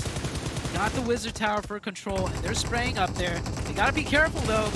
It's a strong spot, but you don't have a lot of options to peek from, so the shots will be ringing right back, and they do take down Excuse. Beautifully done there from SLR. I talked about this Wizard Tower. It was taken by them, and they've controlled it for the time being. Now they are trying to move into the next spot, but Execute's doing a good job of controlling this hilltop here. They're in a good position. Now, let's see if they can finish it, right? They got Fate with a nice knock. Trick pushing on up. This is big. I do like this aggression here, especially realizing that SLR Wow. is so hurt. Nice wipe there from Execute. Yeah, now that was tough to pull off for was Execute, good. but they do it flawlessly. Not even a single player knocked. And to realize, you know, they need to make a play. They had a huge fight. They got the zone, and they could, you know, tuck in and slowly get pinched out. No, that's not what they decide. They're going to fight again, and I think that was a really decisive choice to make, a tough one to make, and they do it cleanly. They do it so cleanly right here. Meanwhile, Puppeteer still alive from that holding that bridge position. They were the bridge trolls, and they live to fight another day. Now, I'm surprised. Oh, a beautiful rotation from them with these smokes to be able to circumvent Lotus. And now Dong knows, he knows exactly where they're at. Wow, nice shots on the man. Zuko. And a beautiful nade. Dong starting to turn things up. Yep. Dong. Ready? The magic. Another nade. Does tag the player up just a little bit. This one's going to hit just because it's Dong. Oh, my baby. God. Called it. On Called it. the money. Here comes Dog. We were waiting to see him show up. And here, this Erangel match, he definitely has 4 eliminations, an entire squad wipe by this man by himself. Yep. And full control of the south side of the circle. Yeah. Once you see Dong into the late game, you know something is about to happen. Never fails to disappoint. Ace of Spades catch one player, and now they're going full-on aggressive. They know from the elimination feed Execute is hurt and that they're only dealing with 2. So I really love this the aggression out of Ace of Spades here. Here they come with a nice run over onto Trick. So Oh. they're making those bold plays, and that is Execute eliminated right there. So we see them turn up, but unable to finish. Let's see who's going to get the finish here, as now PASSIONFRUIT, recognizing the amount of zone control they have, starting to turn up the aggression. Turning it up indeed. They have 4 up. Man advantage. They have the hillside to work with also to fight Ace of Spades. They just got to worry about one man in particular, Juice, and that is Dong. Oh, yeah, that's right. Dong is the greatest threat in this lobby. You know, I have a 100%. Ace of Spades, you guys are tough. I'll tell you what, Dong by himself, this dude is dangerous. PASSIONFRUIT, you better be worried. That nade are already too close for comfort. That's from Li Jiang, though. Can he actually hit one here? If he does hit a big one, that's going to be huge. Oh, he gets naded himself. Keeps a whole bunch of them. And Zuko trying to take some pop shots. Ace of Spades catching him. Now Dong is on the back foot. Just a rock to his name. Full squad of PASSIONFRUIT coming. Yeah, he don't stand a chance. Never mind. He gets one. That's one. Ace of Spades versus PASSIONFRUITs now. 4v4 situation. One of PASSIONFRUITs is knocked. They're trying to get the revive. PASSIONFRUIT Esports, will they manage to clutch this one out? You put them in the top 3. Jukes, they're already in the top 3, but are they going to get the chicken? That's the question. Let's see if they can do it. Meanwhile, you got Ace of Spades here coming off a really phenomenal game. They've done really good here today, and another top finish. They're going to be pretty happy with that. Zuko looking to catch some toes over here onto Kiddo. Big heads-up play. Oh, PASSIONFRUIT get the circle. Yeah, this should be... Yep. They have this game in the bag. It's their game to lose at this point. PASSIONFRUIT. They just need to not try and do too much. Also, I don't want to see too many aggressive peaks, right? If one of them get knocked, it is an easy opening that Ace of Spades is desperately looking for right now to try and make a push. And let's see how they're going to be able to make this push here. You got both teams rocking a full split. Nate does catch one. That's going to be huge. Ooh, that nade, though, hits Zuko. What a nade! That was critical, and that's going to force PASSIONFRUIT to lose a player as they try to get this res off. Yeah, Ace of Spades need to move. They need to move. I know they don't have much room to do it, but that's the only opening they're going to get for the most part. Here they go. Here comes the push. They're going to swing out to the right side on the back of a buggy. It's a tough one. A full reset. A Hail Mary play. Beat the buggy! It catches one, but they still got 3 more jukes. And going for the... No, keep shooting, Zuko. Zuko's going to take the shots. Only 2 up, and that's Oh, a bad terrible park. spot to stop it. Yeah, real bad It's mark done. job. That's going to be it for Ace of Spades right there. A valiant effort, though. Really, really well played from them. Mumbai does take the shots on to Valak, but Valak just too good right there. It's Passion Fruit Esports pulling out a huge chicken dinner right there. Passion Fruit Esports, a huge win. They took their time with it. They got the zones in their favor, but they didn't mess up the execution. They just did not. played it slow, took their time, and made the plays when it was necessary. And 2,067 damage, 7 eliminations. Sure, they could have had a bit more eliminations in my opinion, but they didn't, take those unnecessary pushes to look for more. And I think that's what this team needs right now. They just need to, secure some points, do it cleanly, not try to get too fancy with things. And then when they get that confidence, when they get more points, pad their stats a little bit more, then they could look to be a little more greedy and look to do more. 100%. I know Sixless is watching right now. It's just like, nice, nice. That is what we've been waiting to see right there. Some good execution, great plays. Did get a little bit close right there, but a win is a win, and we take those all day long. Let's go to it, take it over to the highlights, and we'll be right back, guys.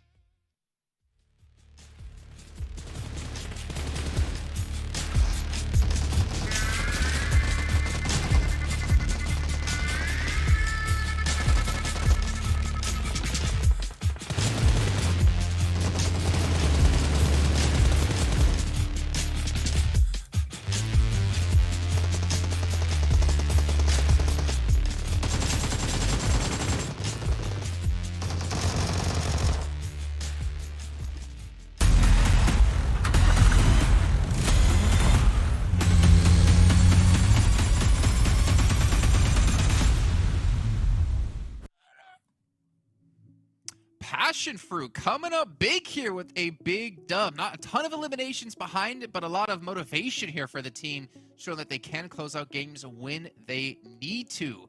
Uneven, man. That's a game that Passion Fruit should be pretty proud of. Yeah, it wasn't an easy game too. They definitely did not commit to that north side river shift before it happened, right? They fought their way in. They had some nice control on the east side the whole time, slowly moving with zone. They didn't get blessed. They played their edge correctly, and they worked into it. They had such a good zone, like as you put out, right? Because they were playing the east side of the zone, right near the bridge. So they had that pivot point to jump depending on where the zone went, because the zone had a river going straight through the middle of it, right? Yep. And that's exactly how you want to play these games. If you have priority over those big positions where basically you can have access to the bridge or any cross or something like that, even if it's not necessarily a bridge, but those are the best positions when there are those like 50-50 situations. You don't know which side is going to go on. And when you're controlling that access point on both sides, you've got free reigns. You've also often got free elimination point possibilities because people are going to try to contest that point. People are going to try to cross that point. That's definitely where you want to be. So I'm glad they found that. Okay, let's take a look at the match rankings so you get an idea of how many points all the teams did get in this last one. As you see, 17 coming in for Passion Fruit with their 7 eliminations. Ace of Spades getting themselves 5. Puppeteers even getting themselves 5. And finally, Execute, man. I mean, I think Zute and I both had Execute predicted, though they didn't make it into top 3. Finally, nice to see them have a good match here on the day. Yeah, good is, yeah, I mean, 10 points is 10 points, right? That's the one you want to be shooting for. That's that consistent number. They definitely need some much bigger games. They're behind, right? They've lost that margin. I don't want to just, they're not in the spot to just keep hitting 10 points anymore, right? They're in the spot where let's start racking it up a little bit more, but it's a great start. Yeah, I think it was their crash against Canadian Eagles that really obviously was the turning point. I think they lost kill switch in that fight, and then Ace ended up pushing over and then backing away. And I mean, next year eventually, yeah, they finished off the game. Still got a decent amount of points. Looking on the list though, we see Canadian Eagles 1 point after really talking them up in the last game. And also another team we really haven't seen honestly much of is K19. I know they did have a decent stint last week towards the last 3 days, but I feel like they've been pretty quiet so far today and yesterday. Quiet. Yeah, I mean, I barely even noticed them in the game out there, which is a shame. They've got that HH24 experience. I don't know if he's playing today, but yeah, I haven't seen much of them at all. Definitely expecting a little bit more from that team that has at least his mentorship to go off of. Yeah, and to build off exactly. of. Let's take a closer look here at PASSIONFRUIT's player stats in this last match. I know I heard, Zute and Hotchuk's talking about BULUC being a potentially big, strong player for the team. And we're seeing him do kind of just that, right? 3 eliminations, doesn't have the 880 damage, a big dog Nate over here. But he still at least puts up some good numbers. Yeah, the stats aren't bad, but, I mean, look at that headshot, man. That is an attractive young man right there. Wow. BULUC's got some model-looking pictures. Jeez. Calm down. Remember, you signed a contract that you're only talking nice things about me on air and looks. There's not enough room for 2 male models on this show. I'm sorry, my bad. Do you think you could take BULUC in a fight? Depends how tall he is. Probably. I'm gonna say yes. He looks soft. I look very tough and menacing, right? Super tough and menacing, super tough. But obviously, it was great for them to start to step up here. I know they really struggled quite a few days, and they've had some struggling matches. But for me, obviously, the sign of a good team is a team that can turn things around, really focus on what they've been doing wrong, and hopefully they're able to continue this kind of pace going forward. To be honest. Yeah, I mean, a win is exactly what you want when you want to change momentums, right? This could very easily be the start of a continuation of good games. So let's keep it up. They've got the experience. Definitely, these are some of the most experienced players. So I still know of them from the past. So let's hope they can use that experience and convert it into momentum. That's the most crucial part. Oh man. Speaking of experience, some of the most experienced players we have in the lobbies, YKG, even though it might seem like they're not in the lobbies sometimes, as we're going to look at their stats from yesterday compared to today, and it has been a slight uptick. I mean, obviously the survival time has been a massive change. For me though, their damage and eliminations, that's what's been kind of lacking. It seems like they've really lost some confidence, or at least the fights they're taking aren't working out as well for them, because they're just not on par with that like 7.5 average elims per game that they had looking at week 1.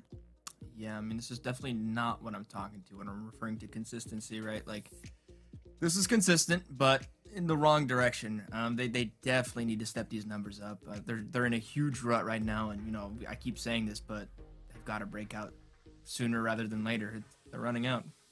At least the upside for them though is that they're already, I mean, they would have to be in the bottom 4 overall to not make it into finals. And I think with just the points from week 1, that they're going to avoid ever being in the top 4, or sorry, the bottom 4. So they should be able to make it to finals no matter what. But obviously the amount of bonus points are going to be a major factor, because it came down to bonus points last season of who ended up winning the whole thing.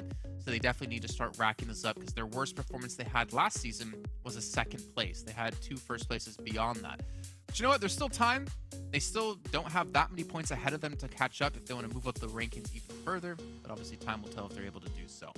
I believe we're about to head into our next match. I believe it's going to be of Vikendi. And I believe our commentators are ready. And if they're not, I'm going to make them ready with a magic snap of my fingers. You ready for this one, even? I've been practicing this for 11 years now. I'm gonna snap my fingers, I'm gonna throw the casters, and they're gonna be there, and production's gonna switch the cameras, and it's gonna make it happen. You ready for this? If this works, okay, I'll be here we go. Here we go. We're gonna go to our casters, Hotchukes and Zute. That's pretty good. That's pretty good. Now we're here, not on camera, but we're here, Jason. That's what matters. That's what matters. I know we're here. I know you guys watching are here as well. Let's get it going in Vikendi. Let's get some hype in the chat, folks. I'm taking a look right now at this playing path. Dead down the middle. Nothing too scary here. Now, again, no matter where this playing path goes, you could still land on every side of the map. But my question is always where that first circle is going to go. Because we've already seen a massive, crazy first zone on that north east side. Like half the zone was in water. Are we going to see another one here, Zute? I hope so. Because yesterday we had a zone where it was all land. It was like dead center of the map. Yeah. And it was a very slow Vikendi game. Like teams couldn't do much with it. It was like, we're all in zone. May as well chill even if we want to take a fight. So hopefully we get some type of circle that speeds things up just a little bit. I'm looking for like just any of the corners. Just anywhere but center, please. Let's see it. Let's see it. Oh, okay. Yeah, that's like the same one we had yesterday. Pretty much, yep, the same exact one. Well, okay, so, I mean, nothing too surprising for this team, so they're going to know pretty much, they're going to have a pretty good experience on what to do in this particular circle. You got Hyper all the way down there by Winery. That's where they love to be. You got Execute right above them in Villanova. What I want to see more, Zute, which we haven't really seen here, is I want to see teams loot quick and camp vehicle rotations, especially in a map like Vikendi. I think that's a big wasted opportunity. I think teams just kind of go to their spot, wait, and then, just move as the zone pretty much, on their own accord. But I want to see some teams, do their homework, realize, okay, this squad lands here, this zone's here. They're most likely going to rotate through this direction. Let's try to beat them, cut them off, play it sneaky, and catch them out of a car on their way in. You know what I'm saying? Yeah, it's tough. You got to lay like a really good trap because there's so many different ways to move around in Vikendi because it's so much landmass, right? It's not like you have just these chokehold positions. So the only way that's going to work, in my opinion, is if like you camp in a kind of riskier position. Because all the good camping spots, like on the high ground or like in compounds, teams know to just avoid that.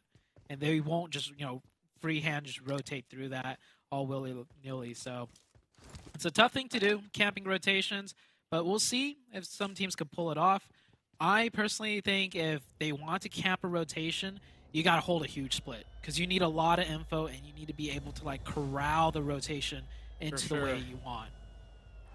I'll tell you what, though, the more homework you do, the better. The easier it is to do those kind of vehicle camping rotations. And you're right. I mean, you want to put yourself in a position where you strongly believe the team's going to drive through. And it's usually not in a main spot. It's usually an obscure road or pathing. Yeah. And you'd be surprised how many teams catch them off guard. And we know it happens. In PMGC, we saw some of it. And I know that we could definitely see it in the future as well. So I want to see teams start to utilize that strategy because it's a big one, especially when the going gets tough and there's like a team you really need to take out early to get some to catch them up on the leaderboards. That's a really good strategy. Speaking of strategy, I'm taking a look at the minimap. And one thing that I am noticing that's a little bit different from our previous Vikendi match, now that I'm taking a closer look, right, is that the circle is a little bit more to the eastern side than usual. So there's that large body of water right around Castle that might come into play. Hopefully it does. We do know the circles on Vikendi just kind of center up. And if the circle does center up like normally, that water's going to be in play for quite a bit. So it does cut down the size of the first zone and the second zone going forward. So it might speed up the game just a tad bit. Hopefully we get a hard shift to the east side. That's going to speed things up a whole lot. A whole lot, indeed. Let's see if that's what's going to happen here. A nice shift like that would be fun to watch. We're still waiting for that crazy castle finish again. We haven't seen one of those in a minute. We got close. We got close one day, but not close enough, in my opinion. Super Lace Reflex. Keep an eye out. You can see Long looking directly at Jason, hard scoping, and just trying to catch somebody slipping. Okay, that's an interesting window to peek. That's even interestinger. Wow. Interestinger indeed. Wow. That's You're about to get nitpicky hot jukes. You know what I'm saying? I was like, when it comes to this early game, just players looking in places that they just shouldn't be. That's something that grinds my gears. Gotta execute here. I want to see Execute play a little bit more central this time, potentially. Because, I mean, the last Vikendi match we had, right? NHyper took it so easily. It was almost a crime with how easily they took that game, just with the zones, right? And I think the teams that, do go back and watch that VOD, they're going to feel like it's a little unfair. Like, why? How do we keep letting NHyper get away with this? It's wild. So maybe more teams will play a bit center, especially in the almost the same exact zone as this. And it looks like that's what Execute's doing. Last time around, Execute kind of played around the edge and then slowly played it in. This zone, however, I'm seeing more teams in the center. And surprisingly enough, as if NHyper can kind of feel that out and predict it, NHyper are nowhere close to center because maybe they realize, hey, this time around, teams won't let us do that again. A lot of teams are probably close to the center and taking up those compounds, and that's exactly the situation playing out right now. Yeah, I got to agree with you 100%. NHyper really got to be careful here. As Joey taking some nice shots. Oh, Honda skills of mine. Barely Those looked missed. on shot. Yeah.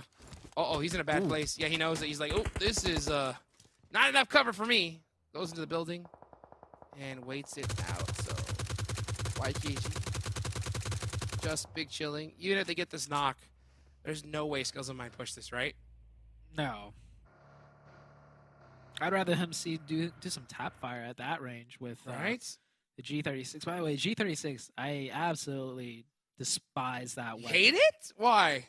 Yeah, I just feel like it has the strangest recoil. It's like in between a SCAR and an M4. Where, like, I'd rather have the SCAR, which in my opinion has a little bit more recoil, so I could kind of, you know, predict it and pull down a little more. But the G36 is like hovering right in the middle and it throws me off. But anyways, BULUC CHABTAN about to get thrown off of their position. Down to just one player immediately. 4-1-2 NOMADS. Wow, with the aggression. A nice return there, and a thirst. He tries to hop in the vehicle, but it's all parked up. He can't drive away. He's gonna have to jump out, make a play, and that's scary. That's scary. What is going on? Oh, I was about to say, I thought he made a play okay. there. So he hopped from the dodge and was not able to go it on. This is some Austin Powers type of reversing right here. As Vic does say, he is able to make it out. I love how his first reaction after that fight, which is great actually, like from a competitive standpoint, is like, okay, we just saw what happened to that guy trying to, you know, do something with that car, so I'm gonna immediately repark this, Right. so we're able to use it in case we need to. So good heads up play, you can almost say, reparking that vehicle. But man, I thought that car was about to explode and we were about to see like everybody just in the blink of an eye just gone. Oh, worst case scenario for sure. You know, speaking of worst case scenario, passion fruit Oh, what Gone. happened to him? gone Huh? out of the When? game. Where? They disappeared. Poof, poof. K19 with 4 eliminations. 4-1-2 with 4 as well. That's BULUC CHABTAN and Passion Fruit gone. So Passion Fruit coming off a chicken dinner. Man, this is something that I think we're seeing a trend in the past couple Wow, days, right, okay. Zute? We're seeing a team win a game and then just get taken out early, immediately the next game after. That is so strange to me. Because we know Passion Fruit is not a team that likes to fight early. And if anything, they're a team that if 1 or 2 players go down, they'll run away. So the fact that all 4 are gone on Vikendi, which is like, you know, a map that you could easily run away in, it confuses me what happened to them. But you're right, Jukes. They get the chicken, and then it seems like a trend. The next game, they do really bad. It hurts my heart. It hurts my heart because it just kills all that momentum, right? And that's Jason is all about momentum. He's talked about it and the importance of it so much. And it's unfortunate to see them lose it here. Fetty, getting some shots on the YKG. YKG with a nice return. And let's see as Isajat is going for the first aid. LOTUS, just stuck in the spot. Trying to make a decision. What do you do, right? Do you try and eject, find a rotation? But Betty's knocked. He's going to get finished. And, yeah, LOTUS just looked to be just completely stuck. I think LOTUS, especially knowing the fact it's YKG, they just prep for the push. And whoa! That is... Oh, he didn't commit to it. He was playing a little bit too disciplined and didn't commit to the finish. 24K could have just got finished right there and then. So now LOTUS, I mean, do they wait for the 4v2, but they have the defensive advantage, or do they go aggressive? I think they have to end up waiting here. And yeah, they're going to get that just revive. Take it. Take these points. You always want to hedge your bets here. And, you know, YKG just need to rack up some elimination points. I think that staying here, getting them, you know, this is Vikendi. Getting into the next zone's pretty easy on this map in particular because there's so much coverage. Yeah, it's a chat. Easy elimination right there. And now just push. Now just full send. All 4 right on down the hill. And it should be easy pickings. Garro's on the run. Yeah, but it's a chat right behind him. YKG cleaning this one up. It's not as cleanly or as easy as they usually do it, right? Like in week 1. I don't know if this is YKG just not as clean as week 1, or if it's actually just the other teams stepping it up and not being, you know, as free as points for YKG as they had in the first week. I wonder what it is. Like, honestly, I'm going to go with theorizing, and I'm going to try to give them Maybe a mix of both. Yeah, I'm trying to give them the benefit of the doubt, right? Okay, You know, YKG dominating so far in this lobby. You know, maybe they're saying, okay, all right, you know, let's just try some new things out. Maybe throw some, you know, folks off the scent because, you know, when you are dominating and using every best strategy you have, you know, when you're at the top, you're the most studied squad. And YKG knows this from experience. So maybe they're trying to throw some teams off the scent. But even saying that out loud, it sounds ridiculous, right? It sounds ridiculous because of the PMGC points, right? Like, why would you even risk doing that? So, I mean, yeah, I mean, I try to theorize on their behalf, but I mean, it just doesn't make sense to me. I think they're just not playing as well as they did in the first week, and other teams are just stepping it up, right? Because first week jitters is a thing. For sure. And especially at this stage, PMPL is rather like lower on the competitive tournament stage, so you have a lot of fresher squads, more inexperienced squads, and that first week, that's when they're the weakest. That's when they're playing the most timid, and YKG just chewed them right up. Now coming into week 2, they have a little more resolve. They're a little bit more warmed up, and YKG, you know, maybe they were just playing at 110% on week 1. So now they're only at like 90%, and the other teams are up to like 70% now, and it's starting to show, you know, that difference. Oh, wow. Bomba getting popped out right there. Nice shot there from Baton. That has been the big star player here for MEZEXIS. And yeah, you know what? Honestly, also, you know, when you look at YKG and you look at their pushes and their setups, they just seem a little bit more gun shy to me, you know? Like, not making the most crazy commits like they were earlier on. Maybe they have seen the lobby level up a little bit, and it's caused just the slightest little hesitation from them. By the way, that water we were talking about, Castle still involved. Oh, it shifts off just a little bit, Jukes. But this area of the map, it's at least different from what we had last time. Now we have the high ground in play, right where execute is, and you got a lot of compounds on the low ground. And the circle could still shift, you know, a split between the north or south half of this, which will change things up drastically. So this is a very dynamic circle, unlike what we had yesterday. So we're in for a treat now. Oh, 100%, right? Right on top of Tovar. This is going to be a very fun zone to watch because there's still so much coverage here. I mean, it looks congested, like on the map. When you look at it, you think these teams are so close together. They have so much coverage that all these squads are big chilling. So I'm not going to be shocked if we don't see anything full crazy. send. Oh, never mind. YKG saying, all right, hey, Jukes, gun shy. Not us. Not us. We're coming to bring the heat, and now Wasted is going to be true to his name here as he goes down. Okay, well, That's what I want to see. That's what I want to see from YKG. it's the least expected play that works the best, right? Just full True. send, 4 in 1 car onto a vehicle. That's like season 0 strats. So you feel like everybody's evolved, and surely no one's just gonna, you know, 4-man full send a compound blindly. But it catches teams off guard nowadays. It sure does. And it catches them off guard in a major way, right? Getting some big points on the board is what it's all about. And that's what I was saying, you know, like sometimes you just got to go back to basics, Ute. You know, just play together, make a big, vicious push when you have the man advantage, and it works. It works. When you overthink it, you try to do... Oh, goodbye. Kiddo got served that on a silver platter, and that's going to be Exotico out of there. Man, I think that guy was just sightseeing. He was just, you know, Right. soaking in the beauty of the map. Stood still. Yeah, that's why you always gotta jitter around. That's right. Like that jitter is necessary. It's not like the nitpicky jitter Hot Jukes is talking about, where you jitter back and forth in the building. But you gotta keep those thumbs, you know, keep it moving. It really does throw off people's shots. Yeah, I mean, you always want to jitter, just, you know, the shuffle, right? The little shimmy.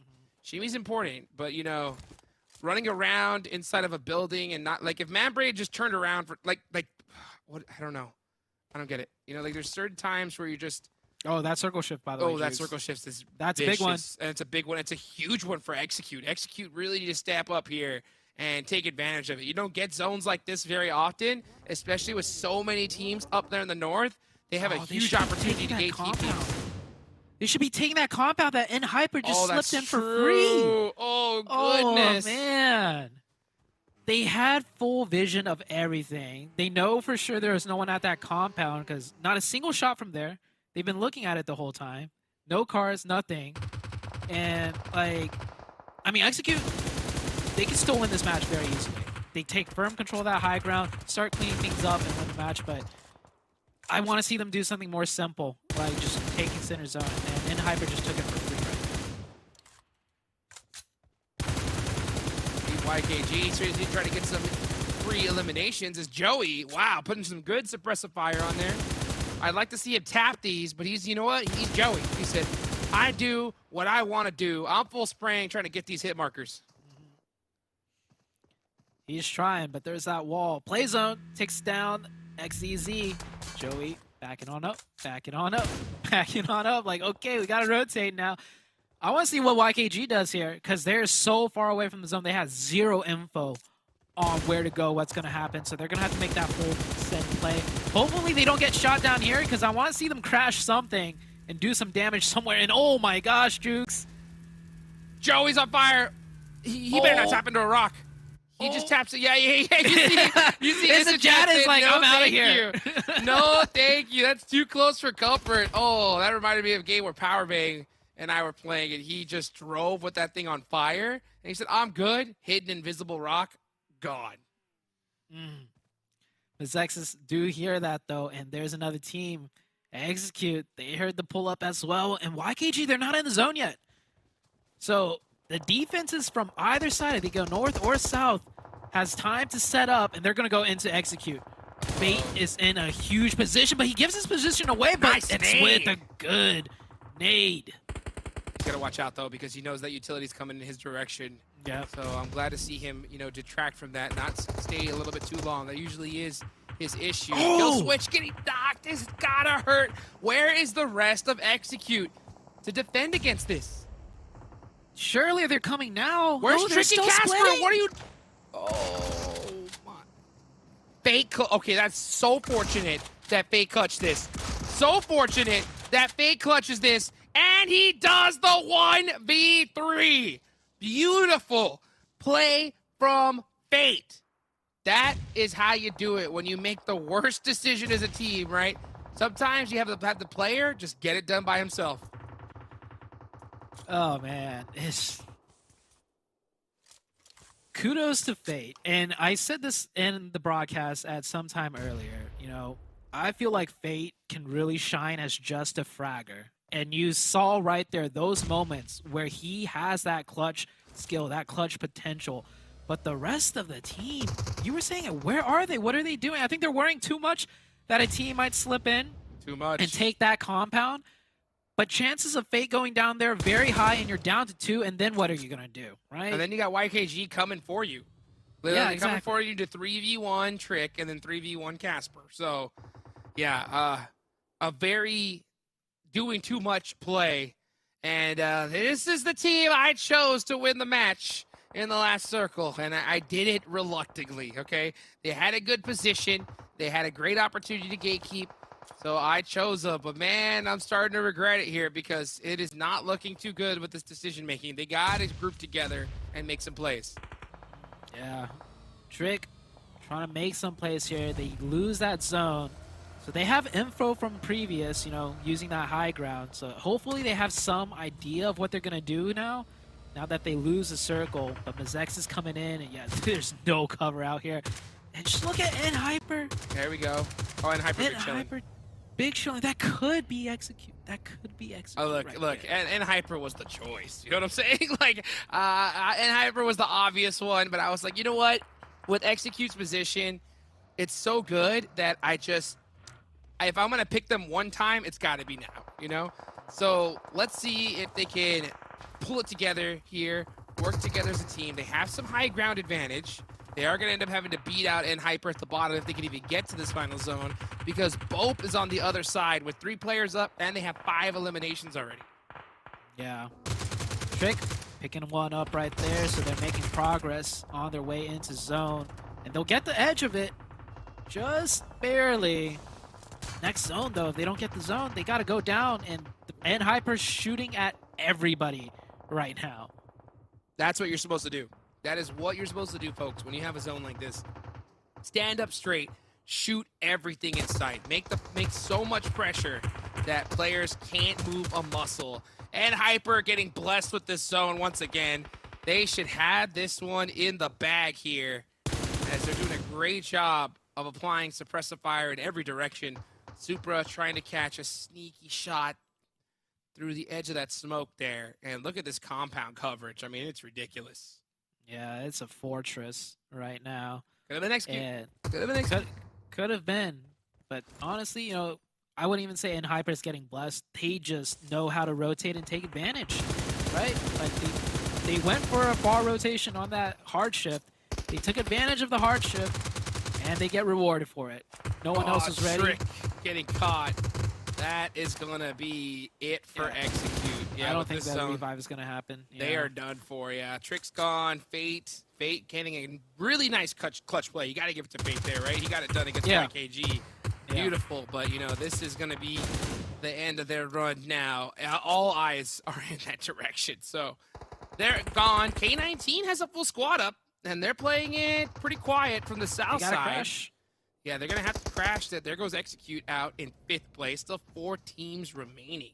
HH24 leading the crash. He's in the car. He's in the lead. Good job from Hyper. Oh, look at where Hyper's looking. All 4 looking towards this direction right now. They have such good prioritization of where to look as a team, right? They took care of the other team. They know the zone's closing now. They know, okay, now this is when that team on the south side will push. Now all 4 of them looking that way to mount the defense. And he's going to even step out to the side. GK first gets taken down. K19 have a shot at this. Those better been smokes from K19, because if those were smokes on Hyper's part, those were really bad. Yeah, I don't think so. Yeah, those were really tough smokes. They eliminated the sight lines of Hyper. Nice nade there from Trip. Trip is up close and personal here. And this is a battle that is really bad for both squads. The longer this goes out, the bigger chance they are going to get third party by BOPE, because BOPE is just staring in this direction, and they are licking their lips right now. BOPE needs to be ready to do that third party. And Hyper back up a little bit, though, because they feel they could sense K19 isn't pushing hyper aggressive. So, and Hyper is actually going to look the other way. I saw some shots going into BOPE, so that's going to slow them down. And New Circle goes into no man's land. Wow. All 3 teams. Oh, what a shift. There might be a rock or something for BOPE to take advantage of. Yeah, you can see Fuego already heading that way. Nice. Yeah, Fuego securing that position. Huge. Oh, this is it. That's a BOPE chicken dinner now. Papa Blue just saying, and Hyper, we've blessed you enough, okay? And nice nade on the Tuki.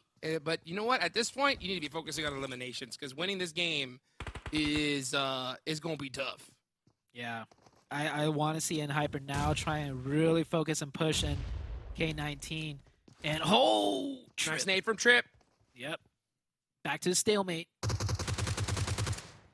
Trip holding that angle. Ophelia almost getting knocked there, but it was able to make it. So BOPE is just set up. They're waiting. They're like some sharks in the water. They smell fresh meat, and it's K19 and Hyper looking like some juicy tunas right now, as they're going to battle it out. Both Hyper and K19 should realize we're dead. We're done for. GG, we just have to take out the other team, being, you know, one of those 2 get the points. They should not even worry about BOPE. And just Hyper get the points splitting right here. And Hyper splitting focus. They're trying to focus. They have one player focusing inwards, and they have Rin focusing on the backside. Supra does make the play coming up close. This is kind of risky here on this off angle. Blue zone is coming. He's going to have to go ahead and push up. Kindness with a nice nade. HH24 getting burned alive. Oh, Supra man. getting eliminated. That does open up Hyper, but Papa Blue just is about to put in some work. They're going to be forced out into the open. Oh, they have a chance? I'm surprised to see Ophelia even go for that painkiller right there.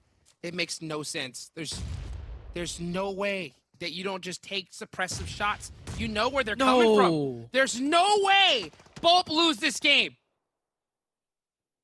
I guess that's why Hyper is focusing on both fronts. They just know they're better. They know they could 2v3 a squad and 1v2 the outside and to keep up the pressure. This is such a throw from BOPE. Such a throw. They had this game in the bag. All you do is just suppress a fire, the wall, and they're done for. Here he goes, throwing some stuff outside. But Hyper are set up. They have this little itty bitty hill to their name and the man advantage. This is insane. Oh Down my God. goes They're gonna go down to the blue. Wow. Talk about giving chicken dinner away. Ophelia's gonna get that first aid off, but oh wait. The double spray. Oh, No. okay, all right. A little too close for comfort, but that's a chicken dinner on the side of Hyper, and that one was earned. Wow, what a play. Man, just I don't want to talk about it. I don't want to talk about BOPE. like I know. Okay, BOPE definitely could have played that so much better, but I gotta give a little bit of credit to why they couldn't, which is in Hyper. In Hyper, you know, any other you and I were both saying in Hyper should just focus on K19. There is no way they're making it into that zone. They should just smoke off the side of BOPE and focus on K19. But in Hyper, they're just putting shots everywhere, and it was enough to suppress BOPE and make them scared to not take advantage of a huge advantage position that they had.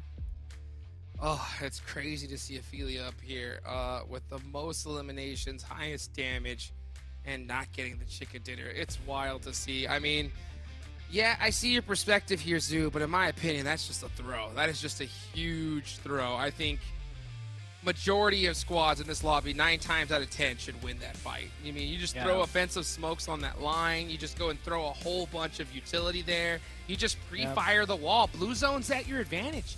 You don't even let them get close. They shouldn't have even been able to make it over that wall. They had K19 to deal with as well. Yes. Like, the pressure that they could have applied is so wild. Uneven, Jason, I'm wondering what you have to think about that. And we're going to find out right now after these highlights.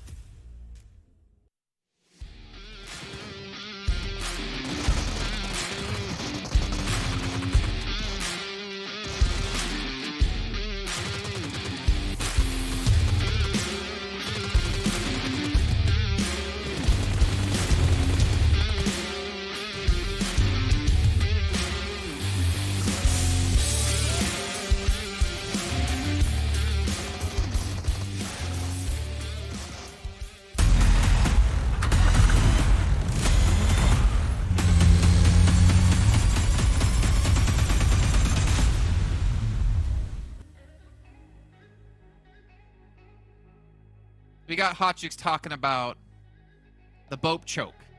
But I feel like the real choke this match was Zute and Hot Chicks' prediction. Because why didn't you pick Hyper? Even you picked Hyper like I did. Feels good to win, doesn't it? It does. I think, is that 2 in a row for me? I'm on a streak. I'm changing the momentum, though. Calm down, Mr. 1 out of 5, Mr. 20% prediction rate yesterday.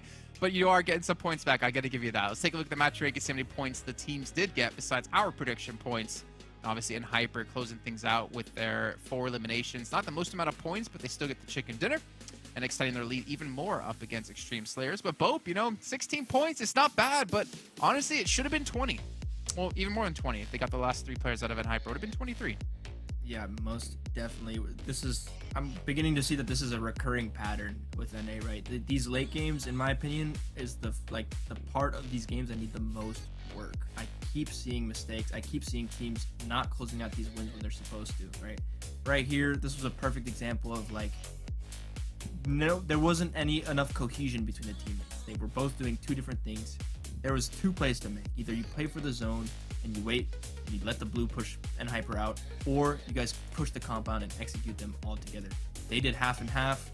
The half that went and tried to eliminate and Hyper got eliminated in turn. They got knocked, and then those 2 guys that were playing inside the zone and waiting just kind of stood there and had nothing to do, nothing to say about it, and lost the game because of that. Don't love to see it. Yeah, I mean, obviously you had in Hyper fighting K19, and you would imagine that's either like the perfect moment to just send it and go, or to all wait back. And obviously BOPE, they maybe a little bit miscall, maybe I think of Supra, just like kind of try to take advantage of the situation, try to be the star. But I mean, in the end, they still get a lot of points. It could have been a little bit more. Hopefully that doesn't come back and bite them in the butt when it comes to potentially getting extra bonus points if they are going to be in the running for that. But let's maybe jump into Hyper's player stats really quickly again, just to kind of see who's been able to really stand out in this last match. And it's just always kindness. Like, I don't even have to question this anymore. He's always going to have the most damage and limbs on the team. Yeah, you know, this is pretty typical because simply they picked that compound in the center. You know, Vikendi playing center in Vikendi is always the best option, right? It's a very center-focused map, so they kind of didn't have to move. They kept getting zoned again and again. That's why you're not seeing too many elimination points, not seeing too many opportunities. They're basically just turtling. They don't have to move, so they're not doing it.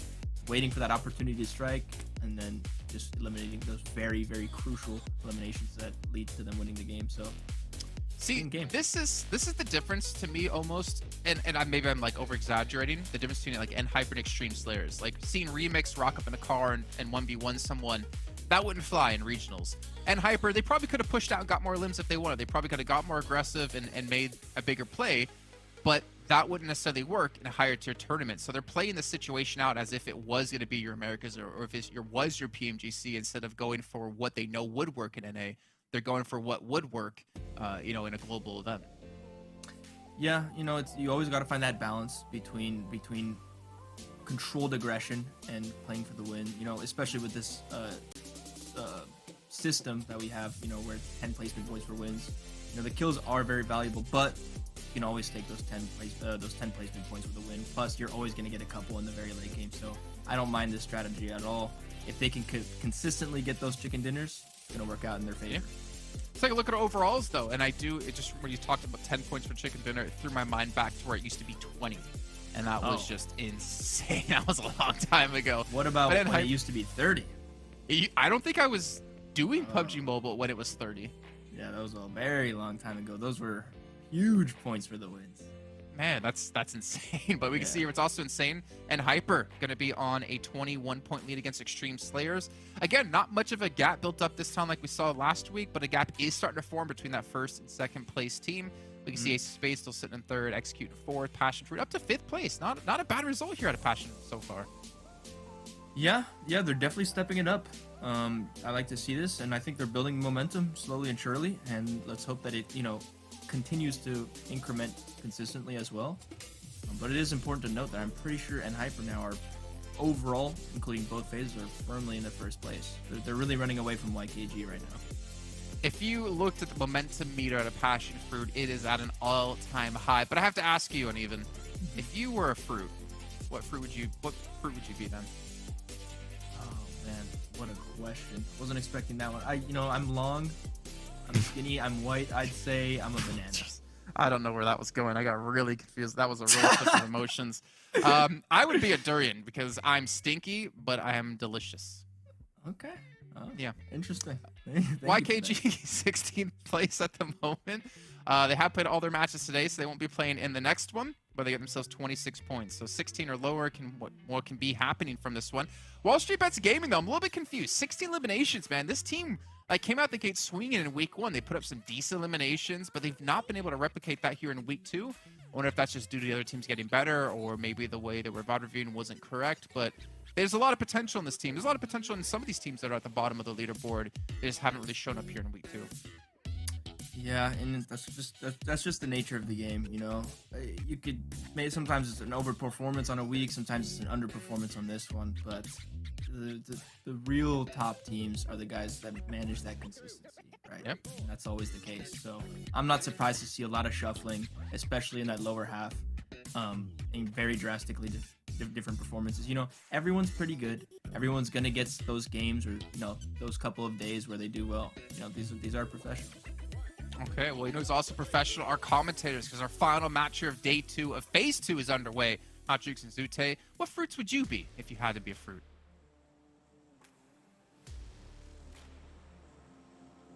Zute? Yeah. You want to answer first? What kind of fruit would you be? I'll let you take the spotlight on this one. I think you should go first.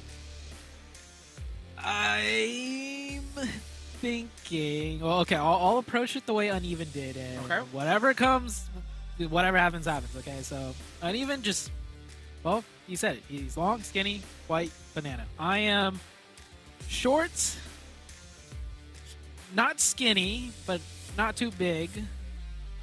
So I would be a smaller banana. Nice. You have a little mini bananas. I don't know, Jukes. I don't know. It. I love it. I blame Hey, well, if Jason. we're going with that, I if we're blame going- Jason for this. He knew this was a bad idea, and he brought it up again. Yep, way to go, dude. Well, if we're going that route, I guess, I don't know, is it coconut or fruit? Because, you know, I'm round, I'm brown, and I'm hard-headed, baby. Well, let's go. Well, let's get it going. All right, well, let's see, you know, if, you know, speaking of fruit, passion fruit, wake up, right? You had a nice chicken dinner, one game on Erangel. And this zone is a juicy one as it goes down. Military circle, baby. Let's get it going. Yeah, hey, this is the third military circle now. This is a lot. We've seen a lot of military zones. Teams should know to get here fast. They should know how to get here safely by now. So we'll see what happens. We know in Hyper, they always make it across really well. Teams I'm looking at in particular, right? Execute. Are they ready for this circle? Because they're all the way up in that northwestern zone.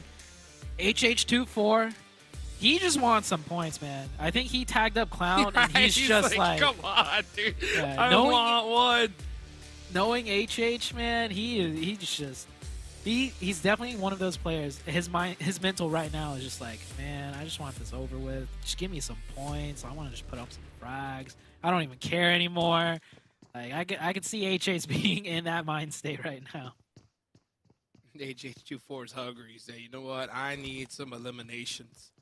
And Cesar, you know, getting pieced up like that. Oh, actually, no, it's Clown. That's right, HH24. Oh, Dookie ends up catching him. HH said, that's mine. Yep. That was my elimination. I had him first. Uh-oh. Skur. Caught off guard a little bit out of position. Just trying to buy some time. This is the right play. Just chill. Just chill. Yep. Wait for your team to come to you. You're good. Yeah, and they got to hurry up, by the way. They're making a lot of noise here, and this is right next to the bridge where teams are going to be swinging by really soon. 412 Nomads already at the bridge. And looking like 412 might camp the bridge, too. I'm taking a look at the minimap. You're gonna watch out. Yeah, Jimmy's coming on for that off angle. So right now, if you're scared, the only thing you're trying to do is just buy time. You're doing a great job. Just wait for the rest of your team to come help you out. You're gonna be good to go. They are starting to make the push though. HH24 and Tuki better get there quick. Because Skur is about to get caught off guard. Oh, he's forced to make a play. And wow, Jimmy there. K19, I think that's a bit of a misplay. Just took way too long there to support their teammate. Yeah, Skur could have also backed up a little bit too, but I mean, he did a good job stalling for so long. The rest of K19 on foot, I think they got here as fast as they could. So we'll see how the rest of the fight goes out. Now it's a 3v3. Could have been better. HH24 with only 29 shots left, and he's not expecting this nade. Bop! Oh. Goodbye. Wow, Speedfire turning things around on K19. That's gotta hurt. Look at Trip with the big angle up top. He's playing it very quiet. He's shimmying. He's giving away his position. They're waiting. He's waiting. Jimmy's coming to the smoke. Jump shot. Bop! There's one. Ooh. Nice thirst. He said that's for HH. And this one's for HH24. Switches guns to the B zone. Gets the thirst. And wow. Puts in some more work. Trip, 1v3? One more. The Bison. He gets the hit marker.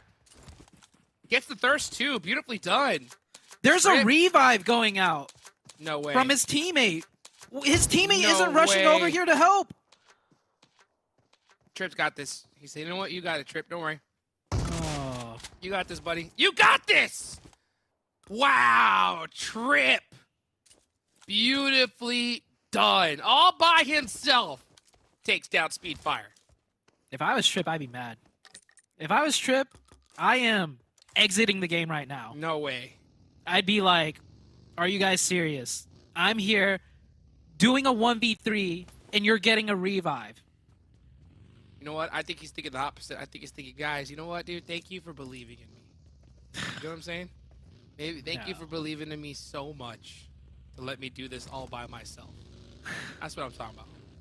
That's what I'm talking about. Trying to get that extra $500. You know what I'm saying? For the highlight play.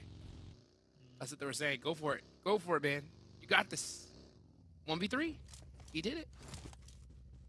Maybe it was HH. Maybe HH was like, I'm the star player here. You That's better right. get this revive. Yeah, Do you that's not know right. who Yeah, I yeah, am? Yeah, that's right. You know who I'm I am? HH24, Tukey. You better come over here and revive me. I'm safe. I'm safe. I'm safe. That call out. That call out for the Ooh. best call out ever. Dong goes down. Dong. That's tough. The Dong show ends early. You hate to see it. Well, Execute, they have a plan, which is not get on Military Island, but put up some trap plays, pick up points elsewhere. I respect it. They already have 2.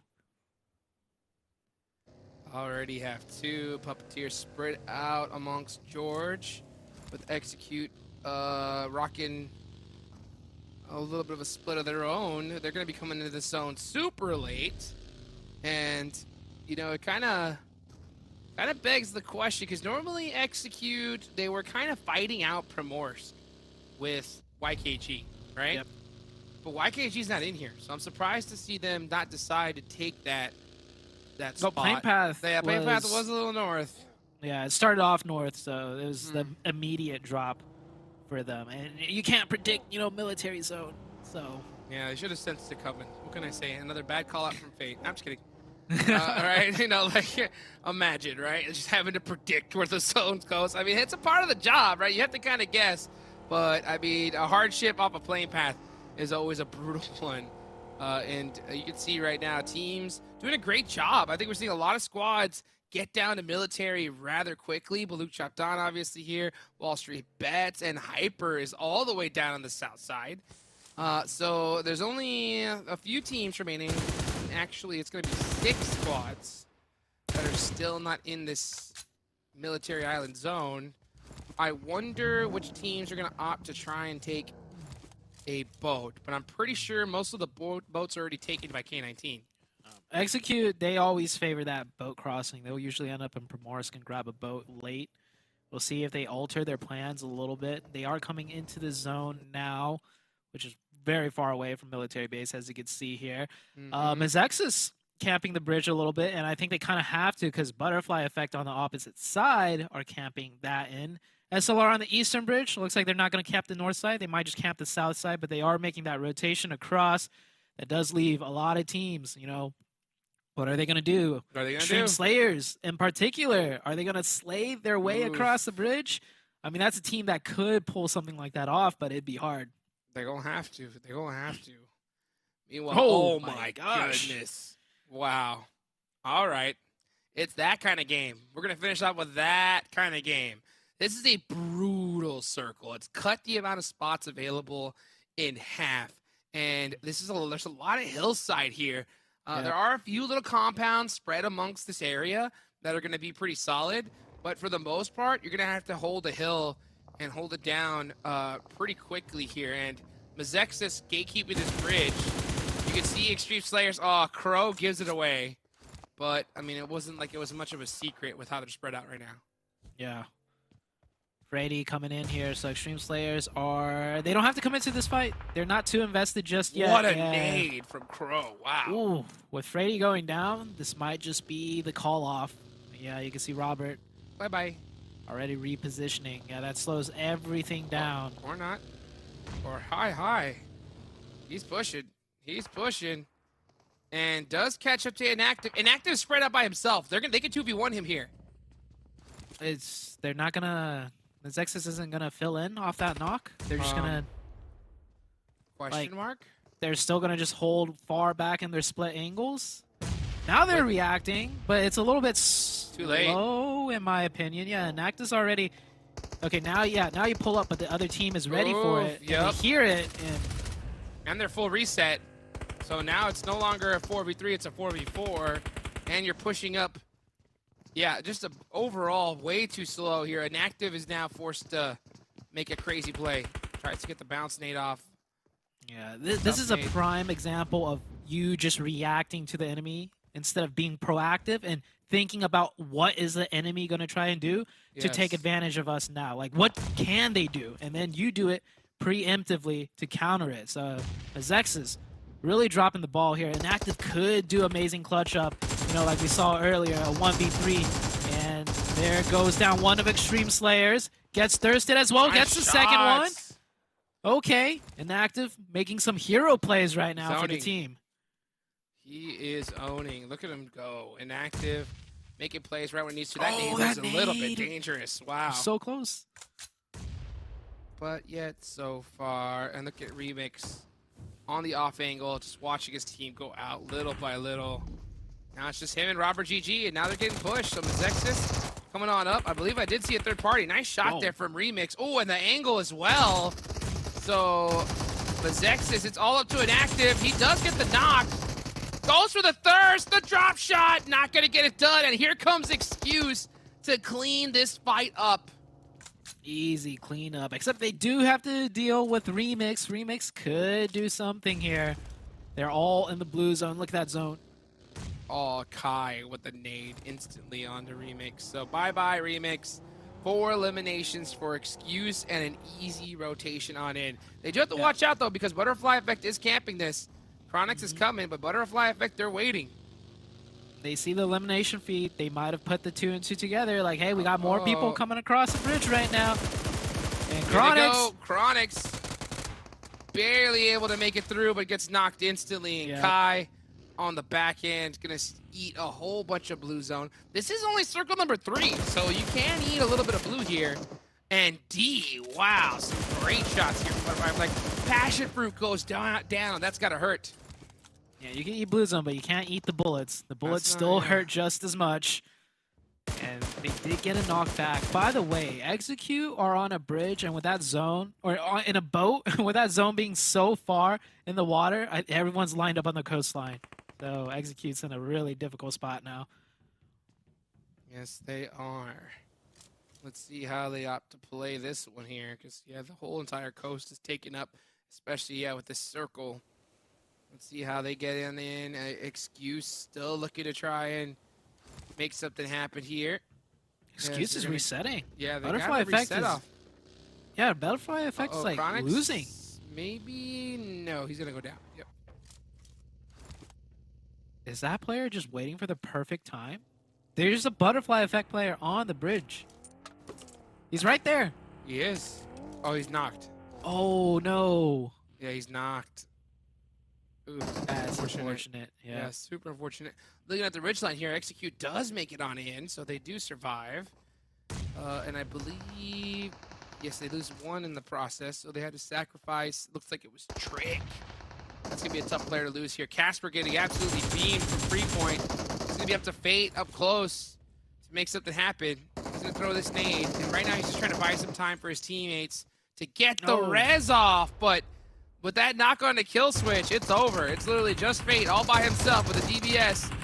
Ooh, He did it last time. Oh, that's S12K, and wasn't enough. So Execute eliminated quite early here in 12th place. Yeah, that botation usually works, but in this circle is just the perfect disaster for them. So far on this coastline that teams are going to be set up here looking for that botation. HH24, he's revived, and he's as aggressive as ever. You can see this man just really wants to put up some elimination points. I think he shouldn't have kept running forward. I think he should have just stood still for a second, you know? And I think he would have hit that shot. But that run forward while shooting just messed with that recoil just a little bit. Next in the zone does come on over. And it is going to be on this hillside here. So you can see 4-1-2, big heads-up play, immediately moving to one of the most dominant positions in this map early on. But that is going to be a spot that's definitely going to get contested, so they got to be careful. Definitely so. Excuse not in the zone. All the way in the north, they might push that high ground right where Butterfly Effect is. Exotico looking like he's going to think better of it. Yeah, he can't hold that all by himself. He might find a dip to play in. There's not much to work with here. This zone is pretty starved of hard cover.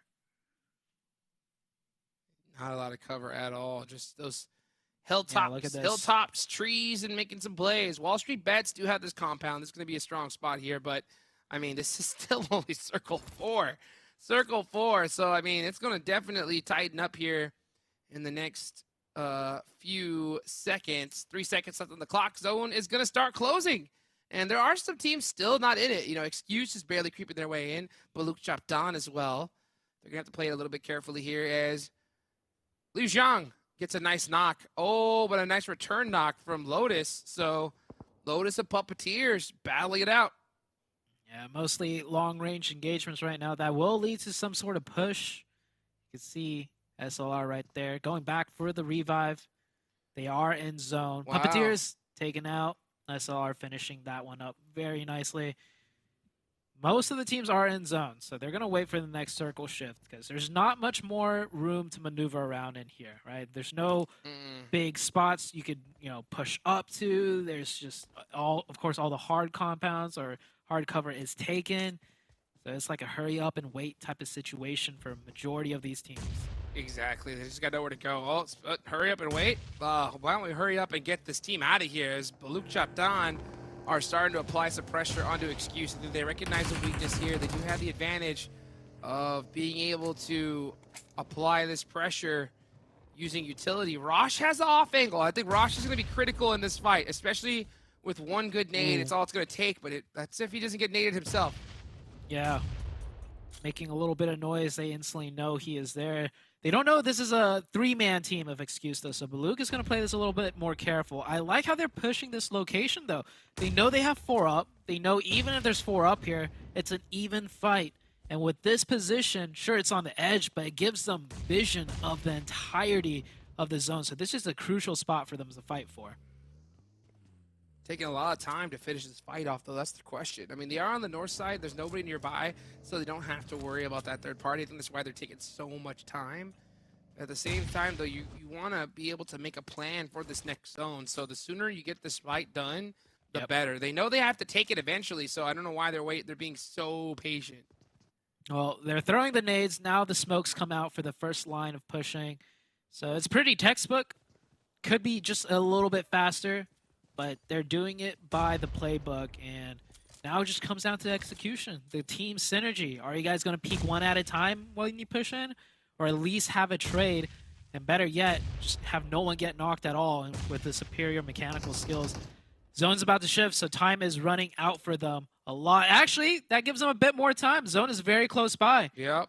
That zone being so close allows both these teams to kind of just big chill right now. Just big chill, act as neighbors. I think BULUC CHABTAN recognizes this. So they're like, hey, you know what? We got zone. Why don't we just circumvent them, and then we can gatekeep them on the way in? Not a bad idea. And with the blue zone on their backside, really close to them, it closes slower.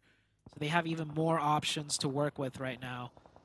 So lucky break for BULUC, but they still got to do the execution correctly. They could still end up, really throwing this game. Excuse with 3 is nothing to, shake a stick at. They're still a strong team here with 3. And they're going to just, like you said, circumvent this a little bit, edge into the zone on the lower ground side, and use Excuse as like neighbors, as info. Because now they won't be pushed over the top by anyone, because Excuse is going to continue to hold this spot down against all the other enemy teams. That's what you're supposed to do, and sometimes it's the best decision. Just, hey, let the team survive, use them almost as temporary teammates, and then, when the going gets tough, always keep an eye on them, because you might be able to get a sneaky knock and take them out, but, it's better to use them rather than take the fight early, lose 3 players, and then get third party. You know what I'm saying? Yeah. So. And with that zone shift, the third party could easily come in from a team like LOTUS, who's now not in the zone and closest to them. But these 2 teams are still isolated at the top. LOTUS finding zone on the low ground, not looking to push up anymore. So Excuse and BULUC, are they going to be friendly neighbors? Are they just going to, yell at each other a little bit, and then maybe one of them gets their feelings hurt, and then it's going to be an all-out fight? Well, right now, the storm is happening. Meanwhile, 4-1-2 putting in some work down range. Get some nice eliminations. It looks like one of the Nomads does get knocked. That's going to be 7 so far. Canadian Eagles out of there. So half the lobby has been eliminated. We're in zone number 5. Wall Street Bets now forced to leave this super comfy and cozy compound. And they're about to go into the battleground. Let's see how they make this rotation. It is late, and Super Laser Reflex, I'm surprised Long did commit to those shots. I think he's just so worried about getting knocked right here rather than being able to get the knock himself. Really heads up by Long. And instant he saw that push coming, he's like, okay, I need to fight this, but I also need to smoke out my back angle. So Long just so quick with the heads up thinking. That's why he's such a dominant player. Yeah, speed along, right? Which team do you think is going to get the most eliminations, Zute? That is the question, because Long has gotten a lot so far in this tourney, but there's a lot of teams looking to rack some up as well. Super Lazy Reflex still has 4 up and are looking to apply some more pressure. And we're watching this battle between Excuse and BULUC CHABTAN. They're just happy to be neighbors for now. And we'll see if this zone goes off of them. I think that's going to be like the gunshot in the air that's saying we're off and let this fight begin. Yep. Both teams has been sharing this position for far too long now. Wall Street Bets down to 1. They went for the push against them, and Wall Street Bets gets cut down immediately. Lotus actually wiping both teams over there on that eastern side. So Lotus with good eastern side control. New zone pops up. 4-1-2 getting that perfect zone right where they want it. In Hyper, are they still? I think in Hyper's still in zone at the compound. And here's that fight we've been waiting for. BULUC coming out over the top. Down to a 1v1. No, 2v1. Rosh is all that's up. Poppy Sour showed up big. Oh, I thought he was going to go ahead and hit the no-scope AM24. That would have been crazy. But no, Poppy Sour with the S12K. Getting it done right there. Beautiful finish there for BULUC CHABTAN. That's Excuse eliminated. And now this north side is good. For a second, I thought Lotus was going to get in that mix at third party, but they said, you know what? We got to prioritize this circle first. Yeah, they look for it, which is great to see. Always looking for the opportunity to take more when possible. They're forced to back up. They were exposed sightlines-wise to N-Hyper as well, going that far up the side of the hill. HH24. Oh, just gave away his position. That one smoke is all it takes, and that's what it is, folks. Sometimes those smokes are not the best play. You throw it right on you, all it does is just, it's like a big old flare in the air that says, hello, boys, here I am. Yeah, also, if you realize you're in a bad spot, just move back. Yeah, just shit yeah, the smoke is not going to be hard cover. And players of this caliber, they will beam you through a smoke. Especially when it's in height. Oh, yes, they will. Oh, a nice shot there from Tuki.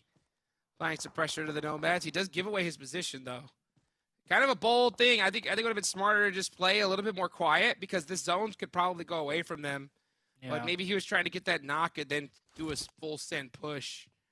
To each their own. Still risky.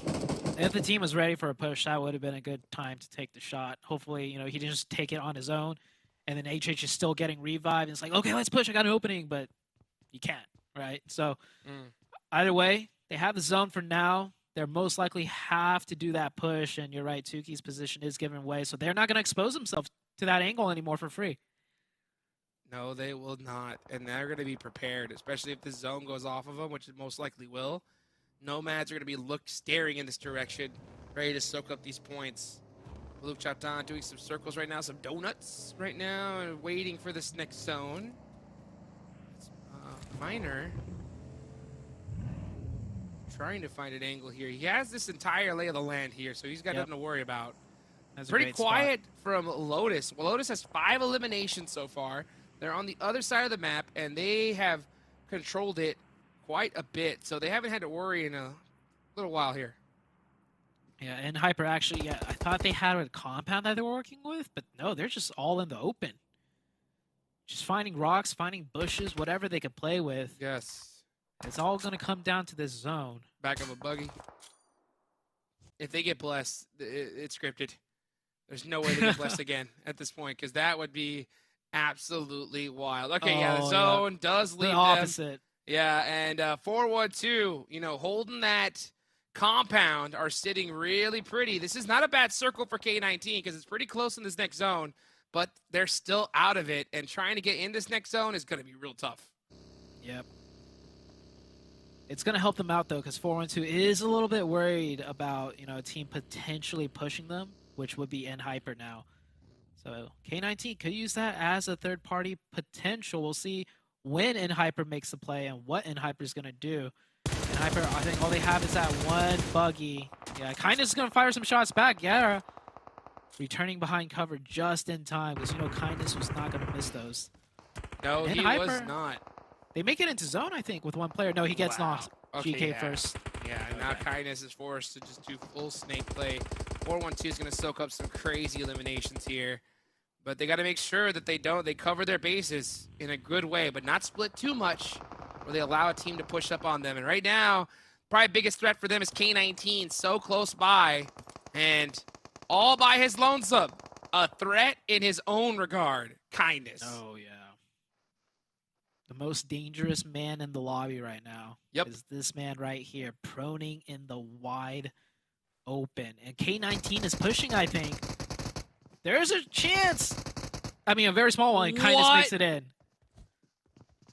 K19 were able to push 4-1-2 for free? Okay.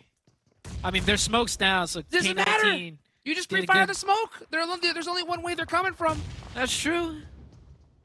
4-1-2 dropping the ball. Dropping the ball big time right here. They should have had this defense locked down. K19 was hands down the greatest threat. You focus everybody, but instead they tried to do too much. And just like that, could throw the chicken dinner unless Gunpain can pull off a miracle with this nade. Kindness does get taken off. Is the bank open? It's good. Yes. Gunpain, 1v1. Him versus Tuki. Meow. Tuki. Meow meow. Wrapping around. Hops through the window. Uh-oh, that Gonna- Molotov. Yeah, he's not going to go for the revive. That's smart. He's got to take this 1v1. I mean, if the other player is going to be super passive, you may as well, but it puts him in a bad spot. Just like Pre-fire. that, and the pre-fire is good. Got him! Oh, the choke. Gunpain. Taking advantage of that. And once again, H is Lotus. probably like, I'm safe. Tuki, you better come revive me. That was not the play, however. Here comes Lotus. Gara, it's a 3v1. What are you doing, man? Gara just He's been out chilling, there saying, hey, y'all slowly got this. You know, it's the last game of the day. I'm chilling. You know, he's probably out God. there making a sandwich, you know, drinking a Monster Energy. Not a worry in the world. That nade's going to Is do he it right still there. out there Yep. proning? Okay, Yeah. he's not. Beautifully done. Lotus Esports, you know, handed the chicken dinner on a silver platter. Great eliminations there for 4-1-2, but that was a little too close for comfort. Yeah, I think, you know, 4-1-2 probably should have taken that chicken dinner, but honestly, it was a 3v3 push. One good nade by K19, you know, fluffed it up, but great job to this team for taking advantage of it all and getting the chicken dinner for themselves. Yeah, I will say that, you know, 4-1-2 does what they're supposed to do against K19. There's still a chance that they don't win it, right? There's still a chance that Lotus beats them out, but there would have been a chance, right? That's the thing. That's what we're really harping on right here. The fact that they split a little bit too much allowed K19 to push up in for free, and that just forced them to make a crazy play, Zoo. Yeah, and more credit to Lotus that took it. They controlled that northeastern side a lot and very well. There was like 4 teams around them, so we didn't see too much of it on screen, but they had to work through a lot. So great job to them. We're going to take it over to the desk to see what they think about it all to wrap things up. That's it for Hot Jukes and I today. Don't go anywhere, guys. We're going to be right back from the highlights.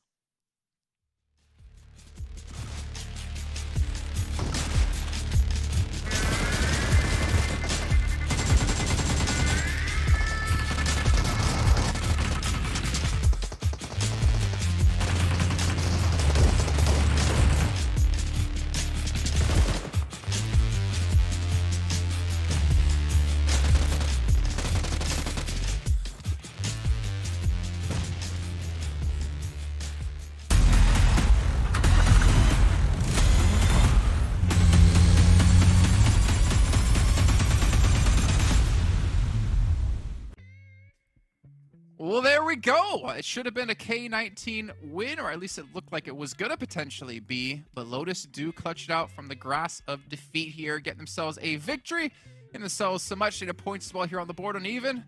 What was your takeaway from that game?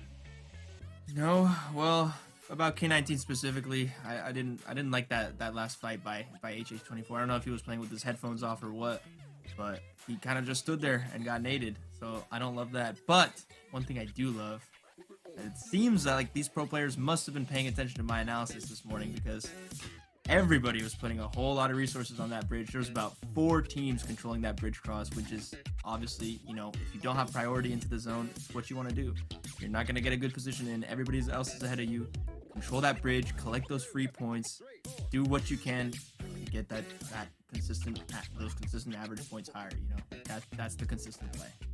Yeah, we'll take a look at the match ranking here while we do break that down further, because we were breaking it down at the top of the show, right? Extreme Slayers, they got in for free on the bridge, then they kind of camped the bridge out a little bit, and then eventually rotated back in towards the south side of Military Island. But this time you had MEZEXIS kind of blocking them. Execute was near them, and they're like, nah, we're gonna go down to Primorsk and just rotate into Military instead. And Extreme Slayers just got punched down from that position. But you can see here, Lotus 18 points, 412 Nomads. We get some happy people predictions here, get themselves 17 points with their 11 eliminations. And then K19, one of their better games today, getting themselves 13 points. For sure. Great game from Lotus. You know, it wasn't a free game either. They were playing that hard east edge the whole time, coming in with zone, picking up those elimination points slowly and surely. And then when they saw that opportunity against K19, they didn't really hesitate too much, right? They played aggressive. They finished them off. No, 412. Sorry, that last 412 solo. They finished him off. Kind of, you know, I agree with Zute. Kind of a bit of a weird off angle with the guy proning. You know, it's a 3v1. Just get in there, finish it off. Yeah. But, you know, just being cautious. You know, Yeah, they want to sure. they want to close out that game, man. They want those points. no harm, no foul. We'd be obviously talking completely different if that position actually ended up costing them the game, to be honest. But still, Yeah. they close things out. You can see Execute here on 3 points. Extreme Slayers on 3 points. It's been one of their quieter days here. PASSIONFRUIT Esports off the back of a win earlier today get themselves a 0, unfortunately. And Puppeteers, you know, Dong and Co have been extremely quiet today. Yeah, you know, this was kind of what I was afraid of because, you know, last week we saw a really, really slow start, not a whole lot of points, and then that really explosive ending, and we were kind of getting our hopes up. You know, they were our dark horse, like maybe this is the fuse, that initiation that's going to light them on fire and, you know, have them explode into a nice, fast second week start, but it kind of didn't turn out like that, you know, and they're kind of repeating that same slow start that they had in the first week, which makes me think that maybe they kind of just overperformed. You know, they're not giving us a whole lot to show otherwise. I mean, I see where you're going with the overperforming part, but you know what? I would kind of hold off and on my reservations there until we do kick off the second half of the second week when we have our 3 days back-to-back kicking off on Friday. Because I think they're going to take this day off. Again, like, see what they're doing wrong, fix the things. Same with YKG, same with Extreme Slayer, same with maybe Execute. I think they're going to definitely take this day off and, like, really figure things out and definitely bounce back in the next 3 days. If I'm wrong, then, you know, I'll admit to it. But I got hopes. I got hopes for Dong and the rest of Puppeteers. But let's take a look at our overalls and see where Puppeteers and obviously some other teams stand here in our rankings. Now, if we ended off things today after that last match, they'd be in Hyper, get themselves 10 points. One thing we haven't mentioned, though, which, you know what? It sprung to my mind here uneven. PMGC qualification points. Hyper and YKG were like 20 points off of each other, if even that. Hyper now have like an 80-point lead over YKG, almost 60-80-point lead over them in the race to PMGC. I mean, we could obviously just talk about YKG not performing this event, and they can have, and this week, and they have more days to show up. But boy, PMGC is what it's all about, and they cannot afford to have bad days if Hyper are having good days.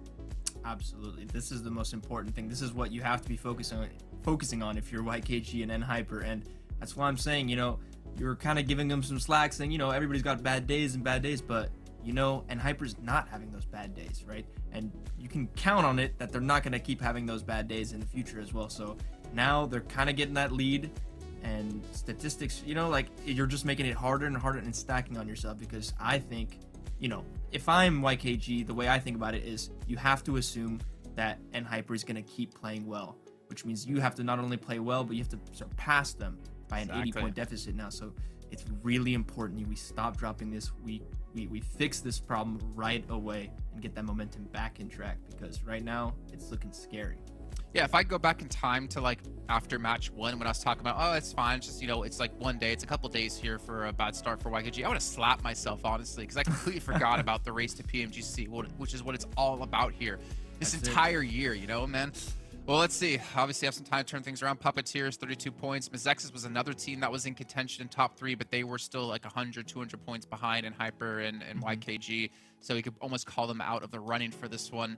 Skills of Mine, 9 points. They're definitely, and I don't want to have to say this, but they're definitely proven to be the feeder team so far. Them and Speedfire.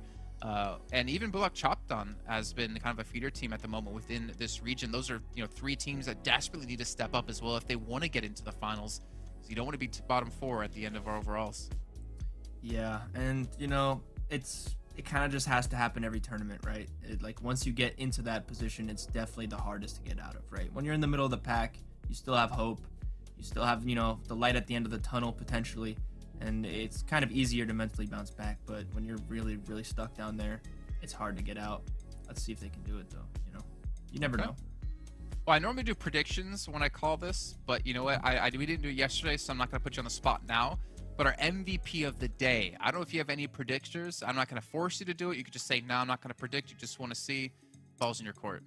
I got to say maybe an NHP player. I think they played very consistent today. Which one? I couldn't tell you. Kindness tends to perform the I was going to best. say probably Kindness if it's an hyper.